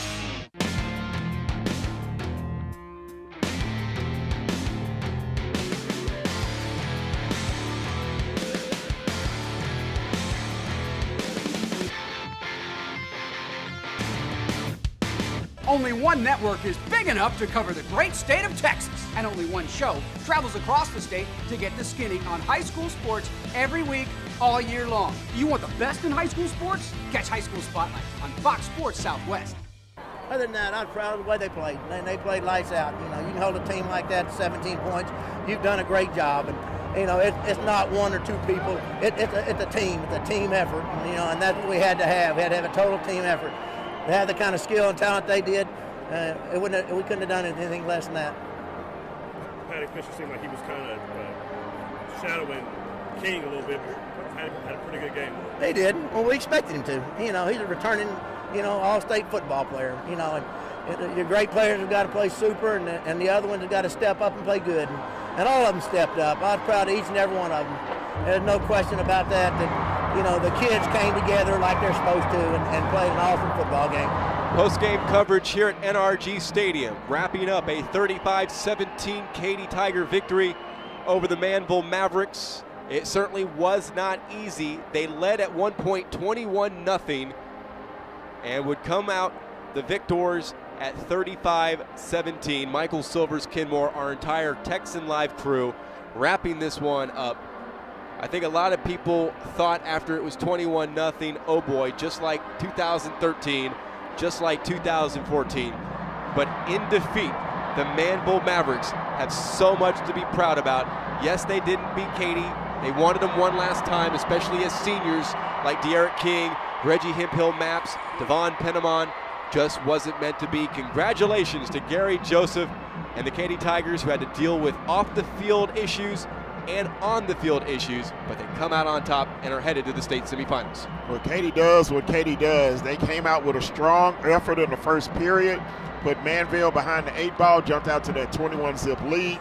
The Mavericks really shot themselves in the foot with self-inflicted errors, fumbling the opening kickoff. De'Aaron King had a drop quarterback snap on a third down play, forced them to punt early. Katy able to turn all those possessions into points, but the Mavericks, unlike the last 2 years, they fought back valiantly, made this a football game, got it down to 21-10. Katy was able to score just before halftime to stretch it out to 28-10. Both teams exchanged touchdowns here in the second half as we get to our final 35-17. But you look at it more closely, deep inside the numbers, the Mavericks down 28-17, had a 3rd and 5 inside the Katy 10-yard line, went to a running play inside to Perriman. He only picked up 1 yard. They had to go for the field goal with about 4.5 minutes left in the ball game. If they connect, they make it 28-20, put a lot of pressure on the Tigers as the Maverick defense had been played tremendously in the second half. But Katy, as they do, come up with the big block on the field goal attempt, and then Kyle Porter able to cap it off, take it to the house. And on that block field goal, they avoid a roughing the holder call. It got turned around because of the block. The flag didn't count because the contact with the holder came after the block. Yeah, absolutely. And neither one of us have ever heard of roughing the holder. I guess it's in one of those UIL rules, one of those rules that are hard to find in the rule book. But and Katy gets away scot-free on that one once again. We talked about it coming in. The last 48 hours, now 48 plus hours, certainly a tumultuous span of time for the Katy Tigers. They didn't even know if they were going to be here, but the UIL ruled just a probation of 1 year and a public reprimand for the ineligible player that participated when the game was already in hand last week against Friendswood. We thought maybe it could be a distraction or it could be extra motivation. Turns out it was a little extra motivation.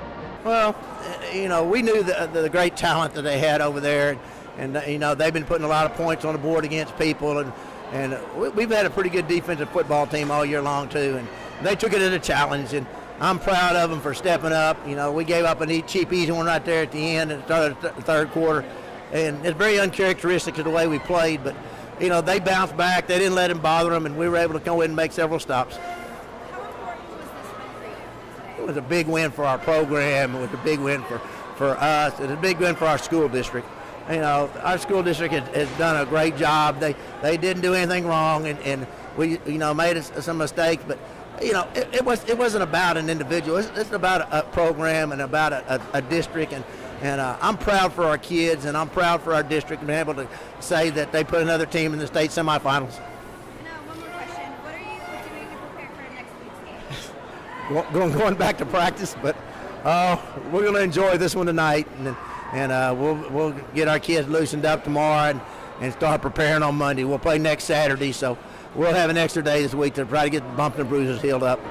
Tough sledding tonight. Don't let the final score fool you. The Tigers dealt with the Manvel Mavericks, perhaps some off-the-field stuff lingering. It doesn't matter. They win 35-17 and are on to the state semifinals for a 4th consecutive year as we run down the final statistics before we sign off.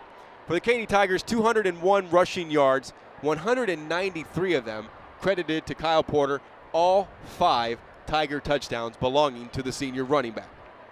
Well, he had a tremendous game. I mean, he was outstanding in the red zone. The Manvel defense actually really defended him very well between the 20s, except for that last game-staking touchdown run, but really, he had a tremendous game in the red zone. It's really hard to stop the toss sweep. You can contain it to a 4-yard gain, but when it's 1st and goal from the 4, then it was some easy walk-in scores for Porter tonight. Garrett Doron, 13 of 20, 175 yards, 2 interceptions at crucial moments of the game in the 4th quarter. The Katy defense would bail him out. 376 yards of total offense for the Tigers in this Region 3 championship game. 18 first downs. The scoreboard says 17. I have 18. I'm going to go with my stat keeping. They were 8 of 13 on third downs tonight, penalized 6 times, the 2 turnovers, and it was turnover city for Manvel in the first half. The Tigers returned the favor in the second half, but they were able to overcome those and maintain their lead and win it 35-17. For Manvel, just 52 yards rushing for the Mavericks, leading the way with 13 rushes, Devon Penamon, and a touchdown. King was 13 of 18 for 184 yards, 236 yards of total offense, 9 first downs. The Mavericks picked up 6 third downs on 14 third downs, and they were penalized 6 times for 60 yards. They had 2 fumbles, including the fumble on the opening kickoff and the interception by Travis Willock, and that was all she wrote. Well, a tremendous ball game. I think the fans got their money's worth here tonight in this one. The television audience, as it was broadcast on Fox Sports Southwest, got their time worth tonight. It was everything we thought it would be. Manvel got off to the slow start, which we did not expect, but they were able to bounce back in this one, and you have to give them a tremendous round of applause. The Mavericks, it's going to be a tough weekend for those kids, as the realization that those seniors have played their final game in Maverick jerseys, but a lot of them will be moving on to the next level, as a lot of D1 scholarships and D2 scholarships will be coming down to some Manvel Mavericks come February. That's going to do it here from NRG Stadium in this Class 6A Division II Region 3 championship game. The Katy Tigers win it over the Manvel Mavericks 35-17. For my partner Ken Moore, producer Will Betts, spotter in the booth Taylor Maddox, and Jeremy Brenham and our entire Texan Live crew, Michael Silver saying so long on this Friday night at NRG Stadium. We will talk to you next week, either here from NRG or in Alamo Stadium in San Antonio. But until then, enjoy the rest of your weekend. So long, everybody.